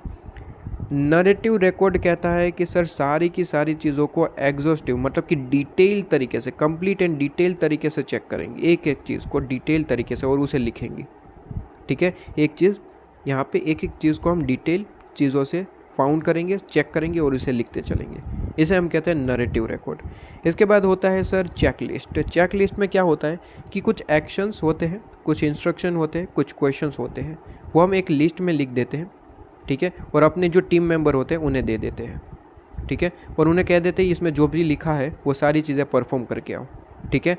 अच्छा, यहाँ पे कहते हैं कि सर इंस्ट्रक्शन दिया है उसे कंप्लीट करना है, क्वेश्चन आपको पूछने के लिए कहा है तो उसके आंसर लेके आना। लेकिन यहाँ पे जनरली चेकलिस्ट में जो क्वेश्चन होते हैं उसके आंसर यस और नो या फिर नॉट एप्लीकेबल में ही रहते हैं, मोस्टली डिटेल क्वेश्चन नहीं होते, क्योंकि डिटेल क्वेश्चन पूछने हैं तो उसके लिए थर्ड मेथड होती है क्वेश्चनर, ठीक है। इसमें हम डिटेल क्वेश्चन लिखते हैं, मतलब कि क्वेश्चन पूछे जाए उसके आंसर यस और नो में दीजिए, प्लस उसका डिस्कशन भी दीजिए कि क्या क्या चीज़ें हैं वगैरह, उसके लिए क्वेश्चनर होता है मेथड, ठीक है। तो मेथड में डिफरेंस समझ में आ रहा है। चेकलिस्ट का मतलब मेनली एक्शन के लिए होता है कि आपको कौन कौन सी प्रोसीजर परफॉर्म करनी है, ठीक है, वो सारी चीज़ें हम लिख देते हैं, बेसिकली मेंबर वो पूरा करके आ जाते हैं, ठीक है जी। इसके बाद मेथड होती है क्वेश्चनर। मैं आपको बता चुका हूँ कि इसके आंसर यस और नो में होते हैं, लेकिन उसके साथ ठीक है, उसके आंसर आपके यस और नो में होते हैं, लेकिन उसके साथ साथ उसके रिलेटेड क्या करेंगे सर, उससे रिलेटेड आप जो है उसका डिस्कशन भी प्रोवाइड करेंगे। ठीक है जी, ये चीज़ आपके पास में हो जाती है। इसके बाद यहाँ पे लिखा होगा सर एक्सप्लेनेशन, ठीक है, मेड फॉर एक्सप्लेनेशन और फर्दर डिटेल आपके पास में देखिए। ठीक है, ये सारी चीज़ भी हो जाएगी। इसके बाद सर यहाँ पे आ जाइए next, flow chart method. Flow chart में कुछ भी नहीं है पढ़ने लायक। फ्लो चार्ट में कहता है कि सर एक ग्राफिकल रिप्रेजेंटेशन हम करते हैं, ठीक है, कि मान लीजिए ऐसा हुआ कि ये आपके पास में पॉइंट है, कहता है कि ये आपको रमेश को करना है अपने टीम मेंबर, ये सुरेश को करना है, ये महेश को करना है, ये हितेश को करना है, ये रितेश को करना है और ये मितेश को करना है। ठीक है, ये सारी चीज़ें एक प्रॉपरली हम फ्लो चार्ट बना लेते हैं और उसमें सारी चीज़ें लिख देते हैं कि क्या क्या परफॉर्म करना है किस तरीके से, एक बर्ड आई व्यू कह सकते हैं आप, ठीक है, सिस्टम का। ओके जी, ये चीज़ आपके पास में। इसके बाद टेस्टिंग ऑफ इंटरनल कंट्रोल, कैसे टेस्ट करेंगे इंटरनल कंट्रोल, तो कहता है कि testing of internal control are perform to obtain audit evidence. Audit evidence के लिए तो हम इंटरनल कंट्रोल, मैंने ऑलरेडी बता दिया कि वैसे तो कोई लिंकेज है ही नहीं हमारा, ठीक है, इंटरनल कंट्रोल के साथ वैसे तो कोई लिंकेज नहीं, लेकिन हमें क्या चाहिए सर, ऑडिट एविडेंस चाहिए। और ऑडिट एविडेंस तो तब मिलेगा ना जब इंटरनल कंट्रोल को आप प्रॉपरली चेक कर पाएंगे, ठीक है, इसलिए हमें टेस्ट करना पड़ता है। ओके जी, तो कहता है कि सर यहाँ पे testing of internal control perform to obtain audit evidence about the effectiveness of the, दो चीज़ें सर। सबसे पहले तो हम यहाँ पे ये इंटरनल कंट्रोल सिस्टम की इफेक्टिवनेस को जानना चाहते हैं, इसलिए तो टेस्ट कर रहे हैं, ठीक है। और दूसरी चीज़, उनके ऑपरेशंस जो हो रहे हैं, ठीक है, क्या वो प्रॉपर हो रहे हैं या फिर नहीं, वो जानेंगे, ठीक है, सिस्टम प्रॉपर है या फिर नहीं, एंड ऑपरेशन प्रॉपरली हो रहे हैं या फिर नहीं, ये चेक करेंगे। क्लियर इसमें? ओके। इसके बाद हाँ जी, कहता है कि sir test of control TOC क्या इंक्लूड करता है, तो वैसे ही मैंने आपको वैसे ही चार्ट बताया था, याद करिए सर। चार्ट कहाँ गया हमारा, चार्ट में ही मैंने बता दिया था सर। टेस्ट ऑफ कंट्रोल किसका पार्ट है सर, किसका पार्ट है सर, फर्दर ऑडिट प्रोसीजर का। फर्दर ऑडिट प्रोसीजर के लिए 4 मैंने मेन बताई थी, ये मेन है, ठीक है, इसके अलावा कोई परफॉर्मेंस कर सकते हैं करिए, लेकिन ये 4 मेन होती प्रोसीजर, ठीक है, इंक्वायरी, इंस्पेक्शन, ऑब्जर्वेशन और आपके पास में रीपरफॉर्मेंस। चीज़ें क्लियर है? तो कहता है कि सर टेस्ट ऑफ कंट्रोल में आ जाइए पेज नंबर पे। सर टेस्ट ऑफ कंट्रोल में कौन कौन सी चीज़ें इंक्लूड होती है, तो सीधी सी बात है सर, इंस्पेक्शन, सर इंस्पेक्शन होगा, ठीक है। इसके बाद सर इंक्वायरी होगी, ठीक है। इसके बाद sir test of internal control, reperformance, ठीक है, वही नाम आ रहे हैं आप देखें तो, ठीक है, वही चीज़ के नाम आ रहे हैं, ठीक है। 4 नाम मैंने कहे थे, ये टेस्टिंग तो ये सिंपल सा एक एक्स्ट्रा लिख देते हैं, ठीक है, ये आपके पास में एक्स्ट्रा, लेकिन वो 4 नाम तो आएंगे ही आएंगे। इंस्पेक्शन, क्या क्या नाम थे याद करिए सर, इंस्पेक्शन थे, इंक्वायरी, ठीक है, इंक्वायरी आपके पास में, इंस्पेक्शन, इंक्वायरी, ऑब्जर्वेशन और आपके पास में री परफॉर्मेंस। चारों के चारों नाम लिख ही देने के, ठीक है। यहाँ पे तो 3 ही दिए लगता है, इंस्पेक्शन, इंक्वायरी, अच्छा यहाँ पे ऑब्जर्वेशन साथ ही साथ लिखा है, हम तो अलग पॉइंट भी बना सकते हैं, कोई दिक्कत नहीं है। ऑब्जर्वेशन देखिए यहाँ पे लिखा है, मैंने कहा ना 4 नाम तो वैसे ही लिख ही देने के, ठीक है, 4 नाम लिख ही देने के, इंस्पेक्शन, ऑब्जर्वेशन, इंक्वायरी और री परफॉर्मेंस आपके पास में यहाँ पे मिल जाते हैं। क्लियर है बात? ठीक है, बहुत ज़्यादा सिंपल।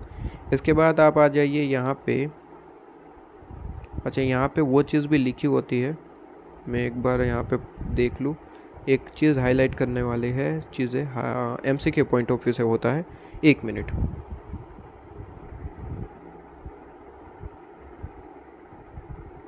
कोई नहीं, आगे आएगा, चलो ठीक है। यहाँ पे तो सिर्फ और सिर्फ रीड आउट कर लेना, मेन चीज़ होगी तो मैं हाईलाइट कराऊंगा, ठीक है। अब बात करते हैं सर ऑटोमेटेड एनवायरनमेंट। आज के टाइम में तो ये सिंपली आपको देखने को मिलता है, ऑटोमेटेड एनवायरनमेंट इंपॉर्टेंट, ठीक है, क्योंकि आज सारी चीज़ें ऑटोमेटेड ही हो रही है। ऑटोमेटेड का मतलब क्या होता है सर, ऑटोमेटेड का मतलब होता है कि जो भी हम प्रोसेसेस कर रहे हैं, ठीक है, जो भी हम प्रोसेस कर रहे हैं, ठीक है, फॉर एग्जांपल हम एज एन ऑडिटर हम सारी चीज़ें ऑडिट कर रहे हैं, तो जो भी चेकिंग कर रहे हैं, ऑपरेशंस कर रहे हैं, ठीक है, जो भी चीज़ें कर रहे हैं, अकाउंटिंग कर रहे हैं, ठीक है, डिसीजन ले रहे हैं, ये सारी चीज़ों को हम अगर देखें तो कंप्यूटर बेस्ड लेना, ठीक है, सारी चीज़ों को कंप्यूटर बेस्ड सिस्टम से करना काम, इसको ही हम क्या कहते हैं, इसको ही हम कहते हैं कि सर ये ऑटोमेटेड एनवायरनमेंट है। बेसिकली कंप्यूटर सिस्टम से जो भी आप वर्क अपना कर रहे हैं, कंप्यूटर सिस्टम जहाँ पे आ गया उसका नाम है ऑटोमेटेड एनवायरनमेंट। अच्छा, यहाँ पे इसे दूसरे नाम से भी जाना जाता है, कहता है इंफॉर्मेशन सिस्टम भी कहा जा सकता है, ठीक है, या फिर इंफॉर्मेशन टेक्नोलॉजी भी इसे कहा जा सकता है, ठीक है। इंफॉर्मेशन सिस्टम या फिर इंफॉर्मेशन टेक्नोलॉजी सिस्टम इसे भी कह सकते हैं, या फिर ऑटोमेटेड एनवायरनमेंट भी कह सकते हैं। क्या बात क्लियर है? इंपॉर्टेंट वर्ड आ जाता है कंप्यूटर सिस्टम, यहाँ पे जुड़ना चाहिए। ये सारी चीज़ें जो भी आप प्रोसेस करते हैं, ऑपरेशन करते हैं, अकाउंटिंग करते हैं, डिसीजंस करते हैं, ये कैरी आउट हो रहे हैं बाय यूजिंग कंप्यूटर सिस्टम। इसे ही हम कहते हैं ऑटोमेटेड हो चुका है आपका एनवायरनमेंट, ठीक है। कहते हैं कि सर यहाँ पे फीचर्स बताइए, की फीचर्स आप बताइए ऑफ द ऑटोमेटेड एनवायरनमेंट के, ठीक है। की फीचर्स क्या होते हैं, ऑटोमेटेड एनवायरनमेंट लगाने से क्या क्या चीज़ें होगी, बेनिफिट क्या होंगे, की फीचर्स क्या होंगे। तो सीधी सी बात है, सबसे पहला बेनिफिट कि सारी चीज़ें हम फास्टली परफॉर्म कर पाएंगे, ठीक है, क्योंकि जो कंप्यूटर कर सकता है उतनी जल्दी हम ह्यूमन नहीं कर पाएंगे, ठीक है। तो सबसे पहली चीज़ है तो ये देखने को मिलता है कि सारी की सारी चीज़ें जो ऑपरेशंस है वो फास्टर देखने को मिलेंगे, प्लस डेटा प्रोसेसिंग की एक्यूरेसी ज़्यादा देखने को मिलेगी, ठीक है। हम अगर कोई बड़ा सम सोल्व कर रहे हैं, उसे हमें सोल्व करने में और कंप्यूटर को सोल्व करने में ओबियसली बहुत ज़मीन आसमान का फ़र्क आपको देखने को मिलता है। जो चीज़ कैलकुलेटर पे आप करते हैं उससे अच्छा आप जो है एक पेज लेके कैलकुलेशन करेंगे तो आपको ऑलरेडी पता चल जाएगा, ठीक है, कि कितना फास्टली वो कैलकुलेटर कर पा रहा है। उसने टाइम में हम तो कुछ भी नहीं कर पा रहे, ठीक है। तो एक्यूरेसी ऑफ द डेटा और ability to process large volume of the transaction, ठीक है, कितना भी बड़ा काम हो वो कर लेता है, लेकिन हम टाइम लगाते हैं, ठीक है। कई बार तो हो भी ऐसा भी हो सकता है कि नहीं हो पा रहा है हमसे, ठीक है, तो ये काम हो जाता है। इसके बाद कहता है बेटर सिक्योरिटी एंड कंट्रोल आपको देखने को मिल जाता है, ठीक है। मोबाइल में व्हाट्सएप चैट, ठीक है, जैसे आप सिक्योर करते हैं, ठीक है, तो हाँ वही चीज़, ठीक है, जो चीज़ आप बातें करते हैं वो चीज़ को आप जो है सिक्योर कर रहे हैं, ठीक है, तो वही चीज़, हाँ वही चीज़। तो कहता है कि इसे बेटर सिक्योरिटी प्रोवाइड करता है अगर ऑटोमेशन है तो। इसके बाद कहता है कि ह्यूमन एरर जो है वो आपको यहाँ पे कम देखने को मिल जाएगी, क्योंकि सारी चीज़ें ऑटोमेटेड हो रहा है, कंप्यूटर काम कर रहा है, तो ह्यूमन एरर जो है कम हो जाती है, ठीक है। इसके बाद लेटेस्ट इन्फॉर्मेशन आपको मिलती रहती है, ठीक है, क्योंकि ऑटोमेशन है, टेक्नोलॉजी है, तो सारी की सारी चीज़ें जो है आपको अपडेट मिलते रहते हैं, ठीक है। ये कुछ पॉइंट मैंने याद रखवा दिए, 2 पॉइंट आप अपने तरीके से अगर याद रखना चाहे तो कर सकते हैं, कोई दिक्कत वाली बात नहीं है। इसके बाद क्वेश्चन आता है सर, इसके बाद क्वेश्चन आता है ये यहाँ पे कैसे हो गया, चलिए छोड़िए, कोई दिक्कत नहीं है, दिख ही रहा है सब कुछ, कोई दिक्कत नहीं है। कहता है कि understanding and documenting automated environment, ठीक है। कहता है कि सर आपके पास में ऑटोमेटेड एनवायरनमेंट के इतने सारे की फीचर्स देखने के बाद सर ऑडिटर को तो ये बहुत ज़्यादा पसंद आएगा, इवन एंटिटी को भी पसंद आएगा ना। अपना सारा काम वो एंटिटी कैसे करेगी, ऑटोमेटेड करेगी, क्योंकि ह्यूमन एरर कम है, इतने सारे फ़ायदे हैं। तो जो मोस्टली चीज़ें होगी वो आप देखेंगे मशीनरीज़ के द्वारा, आजकल तो वही देख रहे हैं आप, ठीक है, कि मोस्टली काम जो है वो मशीनरीज़ करती है। मशीनरीज़ पे कुछ वर्कर होते हैं, बस मेनली काम कौन करता है सर, मशीनरीज़ करते हैं। तो अगर मशीनरी सब जगह आ गई है तो सर एज एन ऑडिटर हमें भी इसका इवैल्यूएशन तो करना ही पड़ेगा, ठीक है। हम तो ऐसा नहीं कहेंगे कि सर नहीं नहीं मशीनरीज आ गई, ऑटोमेशन है तो ये तो हमें नहीं आता। क्या ये बात सही हो सकती है? Answer is no. As an auditor हमें इसका भी अंडरस्टैंडिंग ऑब्टेन करना पड़ेगा, क्योंकि आजकल यही देखने को मिल रहा है, ठीक है। तो इसकी अंडरस्टैंडिंग ऑब्टेन करिए। कहता है कि अंडरस्टैंडिंग में क्या ऑब्टेन करना है, कहता है सबसे पहले तो देखिए इन्फॉर्मेशन सिस्टम कौन सी है ये चेक कर लेना, ठीक है, क्या इन्फॉर्मेशन सिस्टम एंटिटी यूज़ कर रहा है। दूसरा, इसका पर्पस क्या है सर, फाइनेंशियल है नॉन फाइनेंशियल है, ठीक है, ये लगाने का पर्पस क्या है, फाइनेंशियल नॉन फाइनेंशियल। इसके बाद ये लोकल है या फिर ग्लोबल, ठीक है। कहता है location of IT system, location of IT system local basis पे चल रहा है या कि पूरे ग्लोबल बेसिस पे काम करता है ये सिस्टम, ठीक है, ये चेक कर लेना। इसके बाद आर्किटेक्चर, ठीक है, इसकी बनावट कैसी है, डेस्कटॉप बेस है या फिर क्लाउड बेस है, ठीक है, वेबसाइट बेस है, ये वगैरह वगैरह। इसका वर्जन कौन सा है, ठीक है, ये चीज़ चेक कर लेना। इसके बाद इन हाउस है, हमने घर पे बनाए या फिर पैकेज हमने कहीं से उधार ले रखा है, मतलब कि होते हैं ना आपके पास में कुछ एप्लीकेशन जिसके पेमेंट बेस चलता है, मतलब कि बनाया किसने और ने है, आप यूज़ करने के लिए उसका पेमेंट करते हैं, मतलब कि पैकेज बेस, या फिर आपने खुद ने इन हाउस बना लिया है, ठीक है, हो सकता है। इसके की पर्सन कौन है, ऑपरेट करने वाले की पर्सन कौन कौन है ये जान लेना, क्लियर। इसके बाद कहता है risk arising from use of IT system, कौन कौन से रिस्क भी हो सकते हैं। तो रिस्क तो वैसे भी यहाँ पे पढ़ने की ज़रूरत नहीं होती, एक बार भी पढ़ा है तो याद हो जाता है। कहता है कि भाई काफ़ी सारे रिस्क हो सकते हैं। सबसे पहले तो इनएक्यूरेट प्रोसेस ऑफ डेटा, ठीक है, इनएक्यूरेट प्रोसेस ऑफ डेटा और प्रोसेसिंग इनएक्यूरेट डेटा। कहता है कि हमने डेटा ही गलत डाल दिया, एज एन ह्यूमन हमने डेटा ही गलत दे दिया है कंप्यूटर को, तो कंप्यूटर तो गलत ही डेटा प्रोसेस करेगा, क्योंकि कंप्यूटर को नहीं पता कौन सा प्रोसेस करना है कौन सा नहीं। हम जो देंगे कंप्यूटर वो प्रोसेस करेगा। तो गलत डेटा भी दिया जा सकता है, या फिर ऐसा भी हो सकता है कि हमने सही डेटा दिया था लेकिन प्रोसेसिंग कंप्यूटर ने गलत कर दी, ऐसा भी हो सकता है। कभी कभी टेक्नोलॉजी जो है वो क्या हो जाता है, पागल हो जाता है, ठीक है, तो ऐसा भी हो सकता है। कई बार होता है ना कि हम जो चीज़ करना चाहते हैं वो करता नहीं है और ही कुछ यहाँ पे रिजल्ट देता है, ठीक है, तो ऐसा भी हो सकता है। तो इनएक्यूरेट प्रोसेस हो सकता है या फिर इनएक्यूरेट डेटा प्रोवाइड किया जा सकता है, दोनों केस हो सकते हैं। इसके बाद unauthorized access to the data, कोई गलत हाथ में भी जा सकता है, ठीक है, जो भी आपके पास में डेटा है गलत हाथ में चला जा सकता है।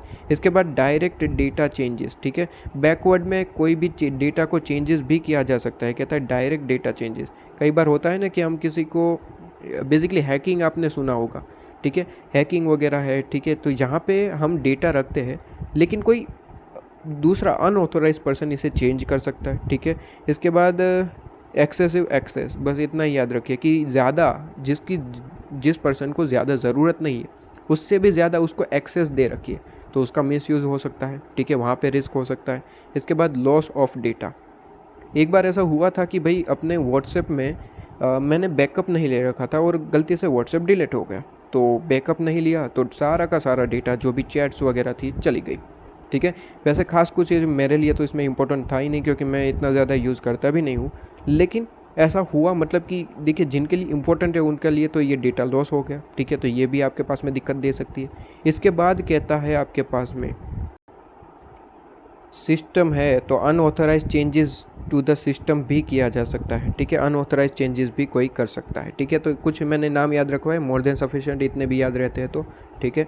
इसके बाद impact of IT related risk, ठीक है, तो कहता है 3 तरीके से इम्पैक्ट हो सकते हैं। ये जो रिस्क है वो 3 जगह आपके पास में रिस्क क्रिएट करते हैं, इम्पैक्ट करते हैं। कहता है एक तो सब्सटेंसिव चेकिंग में, ठीक है, सब्सटेंसिव चेकिंग में, एक कंट्रोल पे और तीसरा रिपोर्टिंग पे, ठीक है, तीसरा रिपोर्टिंग पे। क्लियर, कहता है कि 3 जगह इम्पैक्ट करेगा। सबसे पहले चेकिंग, तो सीधी सी बात है कि अब तो रिस्क इतने सारे हैं, अगर यहाँ पे कोई रिस्क एड्रेस हो जाता है, पकड़ा जाता है रिस्क वगैरह की सही में ये चीज़ तो हो रखी है, तो इसका डिस्कशन हमें करना पड़ता है और जो भी चीज़ें हमें मिली है उसका नॉन रिलायंस ज़्यादा बढ़ जाएगा, ठीक है, कि उस पर विश्वास थोड़ा सा करना हमारे लिए मुश्किल हो जाएगा। कंट्रोल, सीधी सी बात है कि भाई अब कंट्रोल पे ही क्या है, इतना सारा रिस्क पड़ा हुआ है, ठीक है, अगर रिस्क पता चलता है तो कंट्रोल पे रिलायंस जो है वो कम हो जाएगा। और रिपोर्टिंग, तो भाई रेगुलेटरी जो रिक्वायरमेंट थी वो फॉलो नहीं हो पाएगी, ठीक है, क्योंकि इतने सारे रिस्क है और रिस्क में भी अगर कोई ऐसा रिस्क बन गया, ठीक है, तो भाई सीधी सी बात है रेगुलेटरी रिक्वायरमेंट जो होती है वो हमारी फॉलो नहीं हो पाती। और अगर ऐसा हुआ है तो क्या करना पड़ेगा सर, ऑडिटर को अपना रिपोर्ट ही मॉडिफाई करना पड़ेगा, ठीक है, ये चीज़ हो जाती है। ओके, तो तीनों के हेडिंग याद रख लीजिए, मोर देन सफिशिएंट। अच्छा, अब कहते हैं कि sir type of controls in automated environment, automated environment में क्या क्या टाइप ऑफ कंट्रोल होते हैं, तो 3 तरीके के ही कंट्रोल होते हैं। एक जनरल आईटी कंट्रोल, ठीक है, एक जनरल आईटी कंट्रोल, दूसरा एप्लीकेशन कंट्रोल, ठीक है, दूसरा आपके पास में एप्लीकेशन कंट्रोल, और तीसरा कहता है आईटी डिपेंडेंट कंट्रोल, ठीक है, IT dependent control. General IT control का मतलब होता है कि जैसे कि आप मोबाइल पे, जैसे ही आपका मोबाइल स्टार्ट करते हैं, हम ऑन करते हैं तो ऊपर आपका लॉक दिखता है, ठीक है, कि अगर वो लॉक ओपन करोगे तो ही मोबाइल में अंदर आप एंटर कर पाओगे, वरना एंटर नहीं कर पाओगे। मतलब कि बाह्य तरीके से जो भी कंट्रोल है उसे हम कहते हैं general IT control. General IT control overall control है, मतलब कि पूरी की पूरी सिस्टम को ये हेल्पफुल होता है, ठीक है, क्योंकि ये किसी भी अनऑथोराइज पर्सन को अंदर आने ही नहीं देता है। अंदर आएगा नहीं तो सीधी सी बात है अंदर की जो भी सिस्टम है, एप्लीकेशन है, उनको एक्सेस नहीं कर पाएगा, ठीक है। तो जनरल आईटी कंट्रोल जो है एक ओवरऑल आपके पास में कंट्रोल रहता है।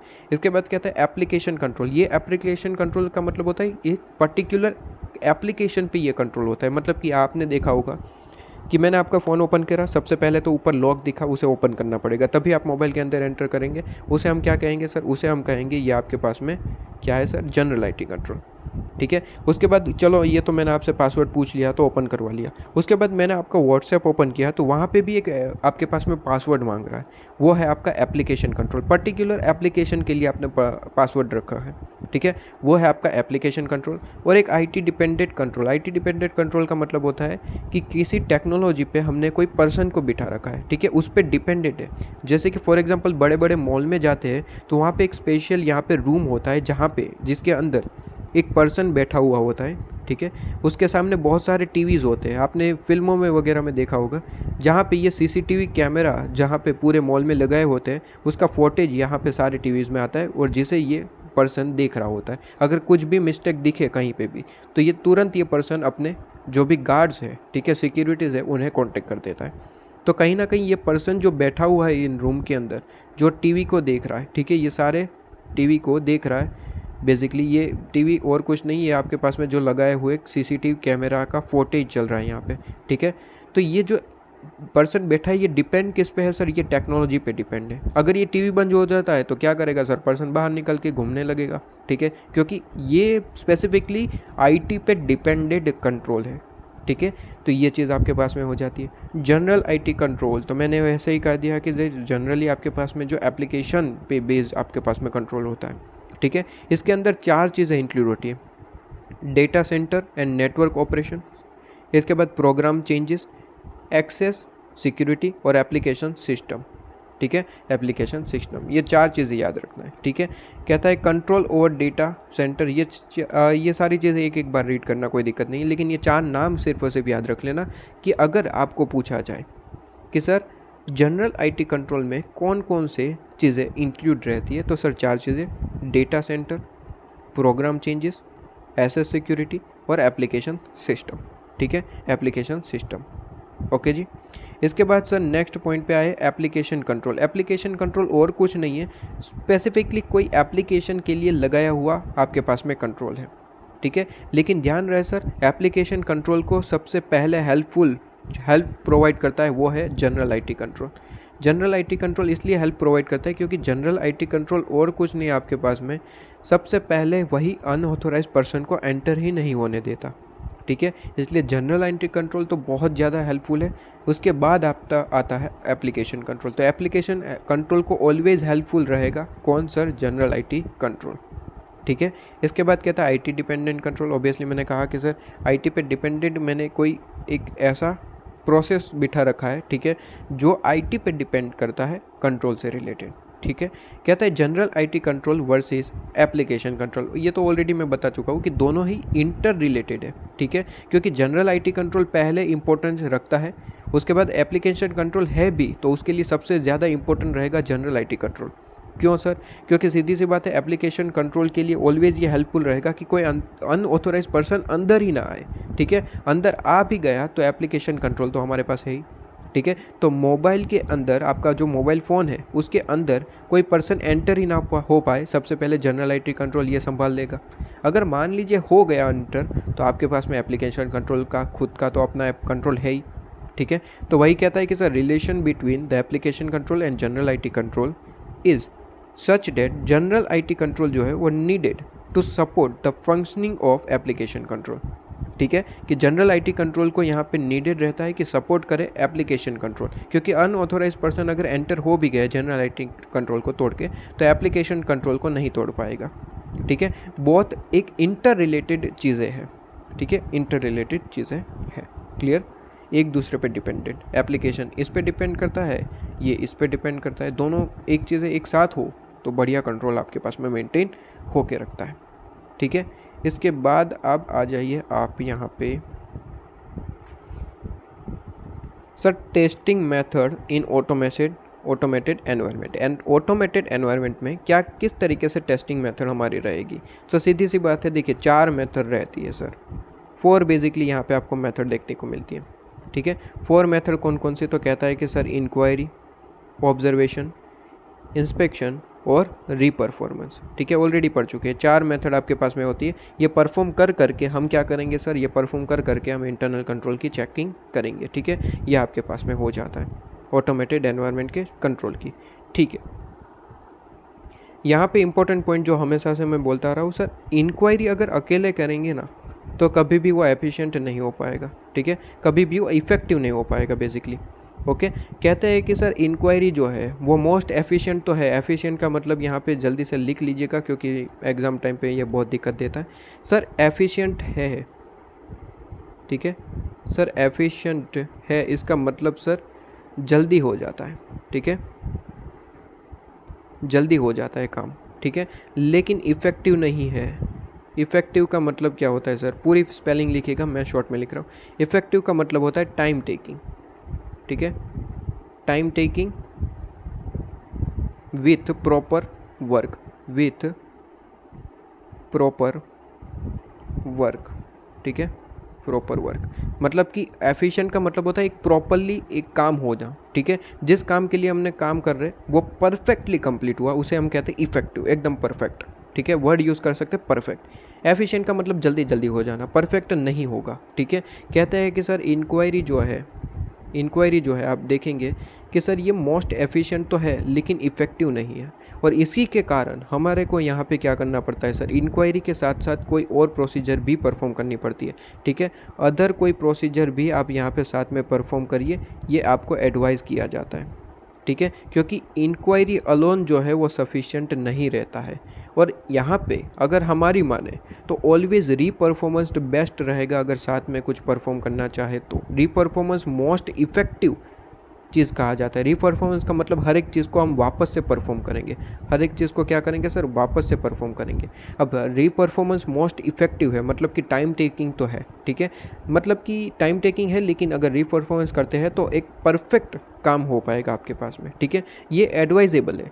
बाकी आप अपनी तरीके से कर सकते हैं, अगर आप चाहे इंक्वायरी के साथ इंस्पेक्शन करना चाहते हैं कर सकते हैं, कोई दिक्कत नहीं है, ठीक है, इंक्वायरी के साथ इंस्पेक्शन करना चाहते हैं कर सकते हैं, इंक्वायरी के साथ ऑब्जर्वेशन मोस्टली नहीं होता लेकिन कर सकते हैं, कोई दिक्कत वाली बात नहीं, लेकिन री परफॉर्मेंस मोस्ट रिकमेंडेड आपके पास में कॉम्बिनेशन रहेगा, ठीक है, जो कि री परफॉर्मेंस टाइम टेकिंग बहुत ज़्यादा होगा क्योंकि सारी चीज़ों को हम वापस से परफॉर्म कर रहे हैं, लेकिन एक चीज़ तो कहेंगे कि ये मोस्ट इफेक्टिव रहेगा, मोस्ट इफेक्टिव रहेगा, ठीक है। इसके बाद कहता है कि जो आपके पास में जब हम टेस्टिंग करते हैं एनवायरनमेंट का, ठीक है, ऑटोमेटेड एनवायरनमेंट का, तो कुछ कॉमन मेथड्स होते हैं जो फॉलो किए जाते हैं। कौन कौन से ऐसे मेथड्स होते हैं, ठीक है, कौन कौन से मेथड मतलब कि कौन कौन से ऐसे पॉइंट्स होते हैं जो हम यहाँ पे ध्यान में रखेंगे। कहता है कि हम सबसे पहले तो ऑब्टेन करेंगे अंडरस्टैंडिंग। किस चीज़ की अंडरस्टैंडिंग सर, अंडरस्टैंडिंग ऑब्टेन करेंगे आपके पास में, अंडरस्टैंडिंग ऑब्टेन करेंगे आपके पास में automated transactions is processed by doing walk through. यहाँ पे एक चीज़ मैं आपको लिखवा दूँ, ये आपको समझ नहीं आएगा, ये जो चीज़ लिखा है doing walk through one end to end transaction, इसे कैंसिल करके यहाँ पे लिख देना, इसका मतलब होता है री परफॉर्मेंस, री परफॉर्मेंस, ठीक है, री परफॉर्मेंस, क्लियर है। तो कहता है सर पूरी स्पेलिंग लिख देना आपके पास में, कहता है कि सर हम अंडरस्टैंडिंग ऑब्टेन करेंगे, ठीक है, कैसे ऑब्टेन करेंगे, जो भी ट्रांजेक्शन हो रहे हैं उनसे री परफॉर्म करके, ठीक है। दूसरा पॉइंट कहता है कि सर आपके पास में दूसरा पॉइंट कहता है ऑब्जर्व करेंगे, ठीक है, ऑब्जर्वेशन बेसिकली कहता है how user process the transaction, ठीक है, जो भी यूज़र का काम कर रहा है यहाँ पे वो ट्रांजेक्शन को प्रोसेस कैसे कर रहा है उसका ऑब्जर्वेशन करेंगे, और फिर इंस्पेक्शन भी करेंगे कि जो भी चीज़ें हो रही है क्या वो प्रॉपरली काम हो रहा है या फिर नहीं, ठीक है, ओके। चलिए, तो यहाँ पे ये सारी चीज़ें आपको समझ में आ जाती है कि सर ऑब्टेन अंडरस्टैंडिंग करना है किस चीज़ से रिलेटेड, जो भी ट्रांजेक्शन हो रहा है उसके री परफॉर्मेंस से रिलेटेड, ठीक है, री परफॉर्मेंस कर लेंगे, ओके, और री परफॉर्मेंस के साथ साथ कॉम्बिनेशन में काम करेंगे। ऑलवेज ध्यान रखिए चीज़ें को कॉम्बिनेशन में ज़्यादा यूज़ होता है, इन प्रैक्टिकल लाइफ में भी ऐसा ही होता है, ठीक है, या तो इंक्वायरी साथ में कर लिया या फिर ऑब्जर्वेशन कर लिया या फिर इंस्पेक्शन कर लिया, ठीक है, तो री परफॉर्मेंस इंक्वायरी कर सकते हैं, री परफॉर्मेंस ऑब्जर्वेशन कर सकते हैं, री परफॉर्मेंस इंस्पेक्शन के साथ कर सकते हैं, ठीक है, कोई भी कॉम्बिनेशन बना सकते हैं, लेकिन ध्यान रहे जो भी कॉम्बिनेशन बनाए परफेक्ट आपको जो है रिजल्ट प्रोवाइड करना चाहिए। आप अपने जजमेंट के हिसाब से करिए, कोई दिक्कत नहीं है, लेकिन परफेक्टली आप जो है चॉइस करिए, ठीक है। तो आपने ये सबसे पहले अंडरस्टैंडिंग ऑब्टेन किया, फिर ऑब्जर्वेशन कर लेना, फिर इंस्पेक्शन कर लेना, काम ही ख़त्म, ठीक है, ओके। इसके बाद characteristic of manual and automated element of internal control relevant to the auditor's risk assessment, okay okay okay okay, ठीक है, ये तो आप खुद से भी कर सकते हैं। देखिए ये 2 वर्ड का मतलब तो बता दूँ सर। मैनुअल सिस्टम, एक मैनुअल कंट्रोल होता है, एक ऑटोमेटेड कंट्रोल होता है। ठीक है, ऑटोमेटिक मतलब कि सिस्टम ही कंट्रोल कर रहा है। मैनुअल का मतलब होता है कि आप यहाँ पे सिस्टम को चला रहे हैं और मैन्युअली कंट्रोल कर रहे हैं। ठीक है, अच्छा कहता है कि manual element versus automated element in entities internal control. कहता है कि कुछ ऐसे सर्कमस्टांसेस होते हैं जहाँ पे मैनुअल कंट्रोल सही रहता है, कुछ ऐसे सर्कमस्टांसेस होते हैं जहाँ पे ऑटोमेटेड कंट्रोल इंपॉर्टेंट होता है। कहता है कौन से ऐसे सर्कमस्टांसेस, कौन से ऐसे एलिमेंट है जहाँ पे मैनुअल कंट्रोल सही रहेगा, मैनुअल एलिमेंट सही रहेगा, ये बताइए। तो देखिए कुछ सर्कमस्टांसेस बताते हैं। ऐसे ट्रांजेक्शन्स जो नॉन रिकरिंग है, ऐसे ट्रांजेक्शन जो नॉन रिकरिंग है, ऑलवेज वहाँ पे मैनुअल सही रहेगा, क्योंकि ऑटोमेटेड वो काम नहीं कर पाता। अब देखिए, अब सीधी सी बात है कि मशीन कहाँ पे वर्क कर सकते हैं, मशीन वहाँ पे ही वर्क करेंगे जहाँ पे प्रोडक्ट एक जैसी आपको बनानी है। आप कहीं पे भी देख लीजिए, अलग अलग प्रोडक्ट जो है वो मशीन बनाने के लिए सक्षम नहीं होता नॉर्मली। कुछ ऐसे मशीन बन सकते हैं, ठीक है, लेकिन नॉर्मली अगर कोई ट्रांजेक्शन जो है नॉन रिकरिंग है, ठीक है, रिपीट नहीं होता, अलग अलग ट्रांजेक्शन होते हैं, अलग अलग तरीके से उसकी ट्रीटमेंट होती है, वहाँ पे कभी भी आपके पास में ऑटोमेटेड काम नहीं करता है। ठीक है, वहाँ पे मैन्युअली काम करना पड़ता है। या फिर ऐसे कोई सर्कमस्टांसेस जहाँ पे एरर होने के चांसेस सबसे ज़्यादा रहते हैं, ठीक है, वहाँ पे मैन्युअली काम हो तो बहुत बढ़िया रहता है। इसके बाद monitoring the effectiveness of automated control. अब ऑटोमेटेड कंट्रोल का हमें मॉनिटरिंग करना है तो मैन्युअली ही अच्छा रहेगा, और ऑटोमेटिक के लिए दूसरा ऑटोमेटिक लेके नहीं आना। ठीक है, ओके, ये चीज़ आपके पास में। इसके बाद कहता है कि सर तीसरा पॉइंट, किसी कंट्रोल के रिस्पॉन्स के लिए हमें काम करना है। ठीक है, ऐसे कोई सर्कमस्टांसेस जहाँ पे रिस्पॉन्स की ज़रूरत है, जो भी कंट्रोल हमने लगाया है वहाँ पे रिस्पॉन्स देने के लिए भी दिमाग चाहिए, तो मैन्युअली सही रहेगा। ठीक है, अच्छा ऐसे कोई यहाँ पे चीज़ें बताइए जहाँ पे मैनुअल कंट्रोल सही नहीं रहेगा, मतलब कि वहाँ पे ऑटोमेटेड कंट्रोल ही सही रहता है, ऐसे एलिमेंट्स बताइए अब। ठीक है, तो ऑटोमेटेड कहाँ पे रहते हैं सर? सीधी सी बात है, एक तो यहाँ पे ही मैंने कहा कि सर नॉन रिकरिंग है तो मैन्युअली सही रहेगा, लेकिन रिकरिंग है तो सीधी सी बात है ऑटोमेटेड सबसे ज़्यादा इफेक्टिव रहेगा। ठीक है, एफिशिएंट एंड इफेक्टिव रहेगा। तो कहता है कि सर वो चीज़ भी यहाँ पे लिखी होनी चाहिए। हाँ, फर्स्ट में ही तो लिखी है, नीचे देख रहा था मैं। चलिए, high volume and recurring transaction, लीजिए लिखा हुआ है high volume and recurring transaction. ऐसे ट्रांजेक्शन है जहाँ पे तो भाई सीधी सी बात है कि ऑटोमेटेड कर ले तो बेहतर होगा। ठीक है, ये ऑटोमेटेड कर ले तो बेहतर होगा। इसके बाद ऐसी कोई control activity where specific way to perform, एक स्पेसिफिक वे ही है कि बिल्कुल ऐसे ही काम करना है। ठीक है, जहाँ पे स्पेसिफिक चीज़ें हैं, रिकरिंग है, स्पेसिफिक है, वहाँ पे ऑलवेज ऑटोमेटेड ही सबसे ज़्यादा सस्ता, सबसे ज़्यादा इफेक्टिव, सबसे ज़्यादा एफिशिएंट रहता है। ठीक है, इसके बाद audit approach in automated environment, ये खुद से आप कर लेंगे, कोई दिक्कत वाली बात नहीं है, एक बार रीड करना है, इतना ज़्यादा इंपॉर्टेंट नहीं है। डेटा एनालिटिक्स फॉर ऑडिट, ठीक है, डेटा एनालिटिक्स फॉर ऑडिट। यहाँ पे देखिए, डेटा एनालिटिक्स का मतलब यहाँ पे लिखा है कि the combination of processes, tools, techniques that are used to tap vast amount of electronic data. Electronic data important है क्योंकि डेटा एनालिटिक्स है। Electronic data to obtain meaningful information is called as data analytics. ऐसी कोई information है आपके पास में, ठीक है, जिसको हम कॉम्बाइनली काम कर रहे हैं, मतलब कि जिस पे हम प्रोसेस कर रहे हैं, टूल का यूज़ कर रहे हैं, कुछ हमारी टेक्निक है, ये तीन चीज़ें प्रोसेस, टूल और टेक्निक की यूज़ से जिस भी ट्रांजैक्शन है, कोई भी अमाउंट है, उस चीज़ को हम एनालिसिस कर रहे हैं। ठीक है, और मीनिंगफुल कॉन्क्लूजन पे पहुंचते हैं, उसे ही हम कहते हैं डेटा एनालिटिक्स। ठीक है, डेटा एनालिटिक्स आपके पास में होता है। क्या बात समझ में आ रही है? सिंपल सा मतलब है इसके बाद। ओके, और बाकी तो सब जनरल बातें करी गई। कहता है कि कंपनी अगर डेटा एनालिटिक्स करती है तो सीधी सी बात है कि उनके लिए इंक्रीज़ इन प्रॉफिटेबिलिटी का चांसेस ज़्यादा रहता है और कस्टमर सर्विस भी बेटर हो पाएगा। ठीक है, क्योंकि डेटा का प्रॉपर एनालिसिस कर रहे हैं, कस्टमर को कौन सी चीज़ चाहिए, नहीं चाहिए, प्लस कॉम्पिटिटिव एडवांटेज। एसएम में ये सारी चीज़ें पढ़ते हैं आप, स्ट्रेटेजिक मैनेजमेंट में, कि ये सारी चीज़ें आपको हेल्पफुल होती है। तभी हेल्पफुल रहेगी जब आपको ये चीज़ पता है, और ये पता करने के लिए एनालिसिस करना पड़ता है डेटा का। ठीक है, ये चीज़ आपके पास में हो जाती है। इसके बाद कहता है कि सर आपके पास जो डेटा एनालिटिक्स आप करेंगे, ठीक है, जिसके लिए आप डेटा का एनालिसिस करेंगे, तो डेटा के एनालिसिस के लिए कुछ चीज़ें परफॉर्म कर लेना, ये कहना चाहता है। ठीक है, कहते हैं कि सर सबसे पहले चेक करेंगे कि सारा का सारा जो डेटा की इन्फॉर्मेशन है वो क्या कंप्लीट है या फिर नहीं। दूसरा, सैम्पलिंग से जो सिलेक्शन किया है, रैंडम हो या फिर सिस्टमेटिक हो, ये प्रॉपर चेक कर लेना कि प्रॉपर काम किया था।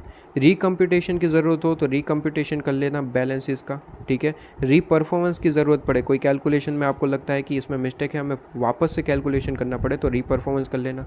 इसके बाद फ्रॉड का इन्वेस्टिगेशन, ठीक है, ये होना चाहिए, एंटिटी के द्वारा कर सकते हैं, ठीक है। इसके बाद कहता है एनालिसिस ऑफ जर्नल एंट्रीज, आप जर्नल एंट्रीज का भी एनालिसिस कर लीजिए, ठीक है। फिर से एक बार सर 4 पॉइंट याद रख लीजिएगा, कोई दिक्कत वाली बात नहीं है। जहाँ जहाँ ऐसा लगता है कि सर थोड़ा सा डिफ़िकल्ट लग रहा है, 3-4 पॉइंट याद करके छोड़ दीजिए उसको। 3-4 पॉइंट वैसे भी एग्जाम के लिए सफिशिएंट रहेंगे। डिजिटल ऑडिट, इसमें ज़्यादा कुछ यहाँ पे मार्किंग वाला नहीं चीज़ है, ठीक है। नॉलेजेबल चीज़ है। अगर जैसे हम न्यूज़पेपर पढ़ते हैं ना, सारी की सारी हेडलाइंस वगैरह इन्फॉर्मेशन, वैसे ही चीज़ें यहाँ पे दे रखी है कि भाई डिजिटल ऑडिटिंग अगर हम डिजिटलाइजेशन करें तो बहुत ज़्यादा बेहतर होता है ऑडिटर के लिए, सारा का सारा ऑडिट का वर्क फास्टली मैनर में हो जाता है, वगैरह वगैरह चीज़ें, ठीक है। और बेटर आपको परफॉर्मेंस देगा, ठीक है। रिस्क असेसमेंट ज़्यादा अच्छी तरीके से प्रॉपर परफॉर्मेंस कर पाएगा, ये वगैरह चीज़ें हैं। जनरल चीज़ें लिखी गई, एक बार रीड कर लीजिएगा, मज़ा आएगा पढ़ने में भी। इसके बाद कहता है कि sir internal financial control as per regulatory requirement, ठीक है। कहता है कि आईएफसी बेसिकली जो है पॉलिसी जो कि रिक्वायर्ड करता है और ये एंश्योर करता है कुछ चीज़ों को, ठीक है। इंटरनल फाइनेंशियल कंट्रोल एंश्योर करता है कुछ चीज़ों को, ये चीज़ आपकी ऑलरेडी पढ़ी हुई, ठीक है। चाहे देखिए कंट्रोल है, कंट्रोल चीज़ों को क्या एंश्योर करेगा, क्या कंट्रोल लगाने से क्या एंश्योरिटी मिलेगी, सीधी सी बात है सर। जो भी हम रिपोर्टिंग कर रहे हैं फाइनेंशियल रिपोर्टिंग, उसकी रिलायबिलिटी सही है या फिर नहीं, कंट्रोल होगा तो सही रहेगी, ठीक है। Safe guard the interest, interest के सेफ गार्ड सही रहेगा, ये ऑलरेडी जो पॉइंट पढ़े वही है, आप देखिए। या फिर फ्रॉड को हम प्रिवेंट डिटेक्ट कर पाएंगे, ठीक है। इसके बाद compliance with applicable law and regulation, ठीक है, कि अगर प्रॉपरली हमने यहाँ पे कंट्रोल लगा रखा है तो हम कंप्लाइंस भी प्रॉपरली कर पाएंगे, इफेक्टिव एंड एफिशिएंट ऑपरेशन कर पाएंगे, ठीक है। ये चीज़ें आपके पास में हो जाती है। इसके बाद यहाँ पे कुछ लॉ के सेक्शंस दिए गए, वो आप अपने तरीके से रीड आउट कर सकते हैं, कोई दिक्कत वाली बात नहीं है, सिंपल से सेक्शंस है, वो आप रीड कर लीजिएगा। अच्छा, डॉक्यूमेंट क्या करोगे, रिस्क से रिलेटेड सारी चीज़ें जितनी भी पढ़ी है सारी की सारी चीज़ें डॉक्यूमेंट कर लेंगे। सिग्निफिकेंट कोई डिसीजंस आपने लिए है, सिग्निफिकेंट कोई रिस्क मिला है, की एलिमेंट आपको कोई ध्यान में हो, ठीक है, या फिर कोई ऐसे रिस्क है जो मटेरियली मिसस्टेटेड थे वो आइडेंटिफाई हुए तो उसे भी लिख देना, डॉक्यूमेंट कर देना, ठीक है। ये सारी चीज़ें आप डॉक्यूमेंट कर देंगे। डॉक्यूमेंट में और कुछ नहीं होता, सारी की सारी चीज़ें डॉक्यूमेंट करनी होती है, ठीक है। Assess and report audit findings, कहते हैं कि भाई जो भी हम ऑडिट कर रहे हैं, ऑडिट के वक्त हम सारी की सारी इंटरनल आपके पास में कंट्रोल की और ये आईटी टेक्नोलॉजी से रिलेटेड जितना भी आपने लगाया हुआ है मैनेजमेंट ने, इसकी सारी की सारी चीज़ों को हम असेस करते हैं, ठीक है। और कहीं पे भी आपको कुछ दिक्कत दिखाई दे, कुछ प्रॉब्लम दिखाई दे, तो हमें उसे रिपोर्ट करना होता है। रिपोर्ट ऑब्वियसली मैनेजमेंट TCWG को किया जाता है, ठीक है। कुछ ऐसे पॉइंट्स दे रखे हैं, ठीक है, जहाँ पे हम ये चीज़ चेक करते हैं कि यहाँ पे कोई दिक्कत दिखाई दे तो हम रिपोर्ट कर देते हैं, जैसे कि आईटी कंट्रोल सही है या फिर नहीं, कहीं कोई वीक है क्या। अगर वीक मिला कि भाई यहाँ पे आईटी कंट्रोल आपके पास में वीक है तो तुरंत मैनेजमेंट को बता देना, ठीक है। ओवरऑल ऑडिट के लिए जो है ऐसी कोई चीज़ है जो वीकनेस की वजह से ओवरऑल ऑडिट को, ठीक है, इम्पैक्ट कर रही है, तो वो इम्पैक्ट क्या हो रहा है, कितना इम्पैक्ट हो रहा है, ये चीज़ भी रिपोर्ट कर सकते हैं आप कि देखिए आपका आईटी कंट्रोल ये है तो ये हमारे ओवरऑल ऑडिट को इतना इम्पैक्ट कर रहा है, इस तरीके से इम्पैक्ट कर रहा है, ठीक है। इसके बाद कोई डेफिशिएंसी देखने को मिलती है तो डेफिशिएंसी भी रिपोर्ट कर देना मैनेजमेंट को, ठीक है। कहीं पे भी जहाँ पे भी आपको मिल रही है, ठीक है, इंटरनल कंट्रोल में और आपके पास में मैनेजमेंट लेटर। इसके बाद कहता है कि sir communicate in writing any significant deficiency, ये तो ऑलरेडी चैप्टर नंबर 7 में बता चुका हूँ कि अगर सिग्निफिकेंट डेफिशिएंसी मिलता है तो मैनेजमेंट को, TCWG को आपको बताना है, और प्लस मैंने वहाँ पे लिखवाया था कि सर राइटिंग में ही, ठीक है सर, राइटिंग में ही TCWG को बताइए। मैनेजमेंट को तो वैसे भी बताना होता है, मैनेजमेंट को तो सारी चीज़ें बतानी होती है बेसिकली, ठीक है। मैनेजमेंट को सारी चीज़ें बताती है, TCWG को ओनली एंड ओनली सिग्निफिकेंट बातें बता देते हैं, ठीक है। इसके बाद यहाँ पे स्टार्ट होता है आपका ऐसे 330 फर्दर ऑडिट प्रोसीजर से रिलेटेड, बेसिकली इसका नाम रहता है auditor's response to assessed risk, ठीक है, कि हमें बेसिकली 315 में जो है कोई रिस्क असेसमेंट हुए हैं, ठीक है, आइडेंटिफाई हुए हैं, तो उसका रिस्पॉन्स क्या करना है वो 330 बताता है, ठीक है। तो जो 315 में हमने जो रिस्क को आइडेंटिफाई और असेस किया था, ठीक है, उस रिस्क का रिस्पॉन्स कैसे करना है वो आपके पास में आ जाता है 330 के अंदर। तो कहता है कि ये ऑडिटर की ही रिस्पॉन्सिबिलिटी है कि जो भी रिस्क आइडेंटिफाई हुए, एसेस हुए, उसका रिस्पॉन्स भी कैसे हुआ, क्या करना है, कैसे करना है, ये करें। ठीक है, तो कहते हैं कि सर 330 कहता है कि auditor shall design and implement overall response, आपको जो है इम्प्लीमेंट और डिज़ाइन करना है। ठीक है, और इसके हिसाब से आपको क्या करना है, फर्दर ऑडिट प्रोसीजर परफॉर्म करना है। बात ख़त्म। कहता है कि फर्दर ऑडिट, आपको ऑडिट प्रोसीजर परफॉर्म करना है। ठीक है, इसमें ऑडिटर को करना क्या है, ऑडिटर को कुछ चीज़ें कंसीडर करनी है। क्या चीज़ें कंसीडर करना है, सबसे पहले तो मटेरियल मिसस्टेटमेंट का लाइक्लीहुड क्या है वो चेक कर लेना। मतलब कि अगर कोई मटेरियल मिसस्टेटमेंट है तो उसके चांसेस क्या है, ठीक है, ये देख लेना। और फिर हम देखेंगे risk assessment take into account the relevant control and आपके पास में requiring the auditors to obtain audit evidence to the determine whether control are operating effectively। ठीक है, कि जो भी रिस्क असेसमेंट आपके पास में है, ठीक है, ऑलरेडी जो रिस्क असेसमेंट है, क्या वो रिस्क असेसमेंट प्रॉपरली हमें ऑडिट एविडेंस ऑब्टेन कर पाएंगे, ठीक है, या नहीं, और ऑपरेटिंगली एफिशिएंट हो पाएंगे या फिर नहीं, ये हम चेक करेंगे। तो सबसे पहले तो लाइक्लीहुड देख लेंगे, मैंने मटेरियल मिसस्टेटमेंट का कितना लाइक्लीहुड है, ठीक है, और दूसरी जो भी रिस्क असेसमेंट है वो इफेक्टिव है या फिर नहीं, ठीक है, ऑपरेटिंग इफेक्टिवली चल रहा है या फिर नहीं, ये हम देखेंगे। और सेकंड पॉइंट, सबसे पहले कंसीडर कर लिया ये 2 पॉइंट को, अब ऑब्टेन करेंगे। कंसीडर और ऑब्टेन 2 पॉइंट करना है बस। कंसीडर 2 पॉइंट करेंगे।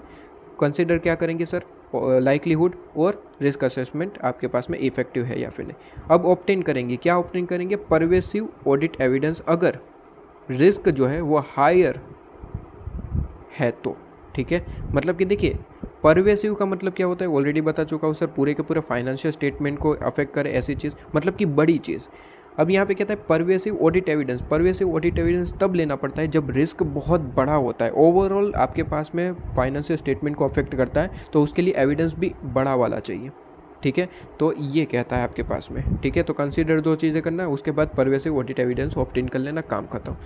कहता है कि चलो ठीक है, ये सारी चीज़ें तो आपने बता दी कि भाई फर्दर ऑडिट प्रोसीजर परफॉर्म करना है, उसके लिए क्या चीज़ें हमें करनी होगी। ऑडिटर ने ये 2 चीज़ें करनी होगी, हमें बता दिया। अब देखिए, कहता है कि सर आपने यहाँ पे कहा कि आपको क्या करना पड़ेगा, फाइनेंशियल स्टेटमेंट को अगर बड़ी तरीके से ये नुकसान पहुँचा रहा है या फिर कोई रिस्क है, तो उसके लिए बड़ा प्रोसीजर परफॉर्म करना पड़ता है ताकि बड़ा ऑडिट एविडेंस ऑब्टेन हो। बड़ा प्रोसीजर का मेरा मतलब है टेस्ट ऑफ डिटेल करना पड़ता है, ठीक है, test of control, test of detail, ये सारी चीज़ें करनी पड़ती है। तो कहता है सबसे पहले तो देखिए, ऑडिटर जो है वो परफॉर्म करेगा test of control. Test of control का मतलब जो इंटरनल कंट्रोल लगाए हुए वो प्रॉपर्ली वर्क कर रहे हैं या फिर नहीं। सबसे पहले काम यही करते हैं हम, ठीक है। टेस्ट ऑफ कंट्रोल अगर प्रॉपर्ली पता चलेगा फिर ही हम आगे फर्दर प्रोसीजर कर पाएंगे, क्योंकि टेस्ट ऑफ कंट्रोल ही हमें बताता है कि कौन सी जगह ज़्यादा काम करना है, कौन सी जगह कम काम करना है, ठीक है। तो कहता है कि भाई टेस्ट ऑफ कंट्रोल आपके पास में, टेस्ट ऑफ कंट्रोल जो है वो तब माना जाएगा जब ऑपरेटिंग इफेक्टिवली है, वो तब माना जाएगा जब ऑडिटर ये देख ले, इंटरनल कंट्रोल को देख के ये एक्सपेक्टेशन कर ले कि हाँ जी, यहाँ पे जो रिस्क असेसमेंट के लिए ये जो इंटरनल कंट्रोल प्रोसीजर कर रहा है वो इफेक्टिव है, ठीक है। Expectation that control are operatingly effective, सबसे पहला तो हम मान लेंगे कि हाँ भाई टेस्ट ऑफ कंट्रोल सही है।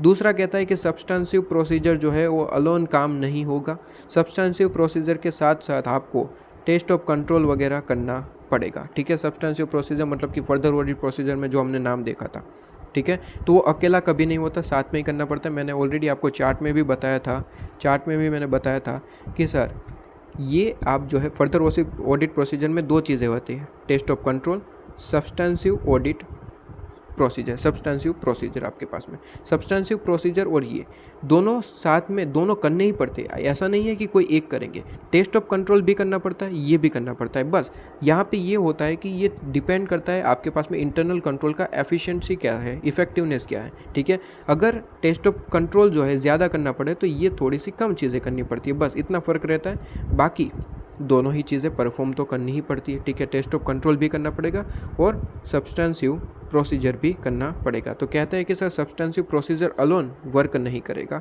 दोनों ही करने पड़ेंगे, टेस्ट ऑफ कंट्रोल भी करना पड़ेगा।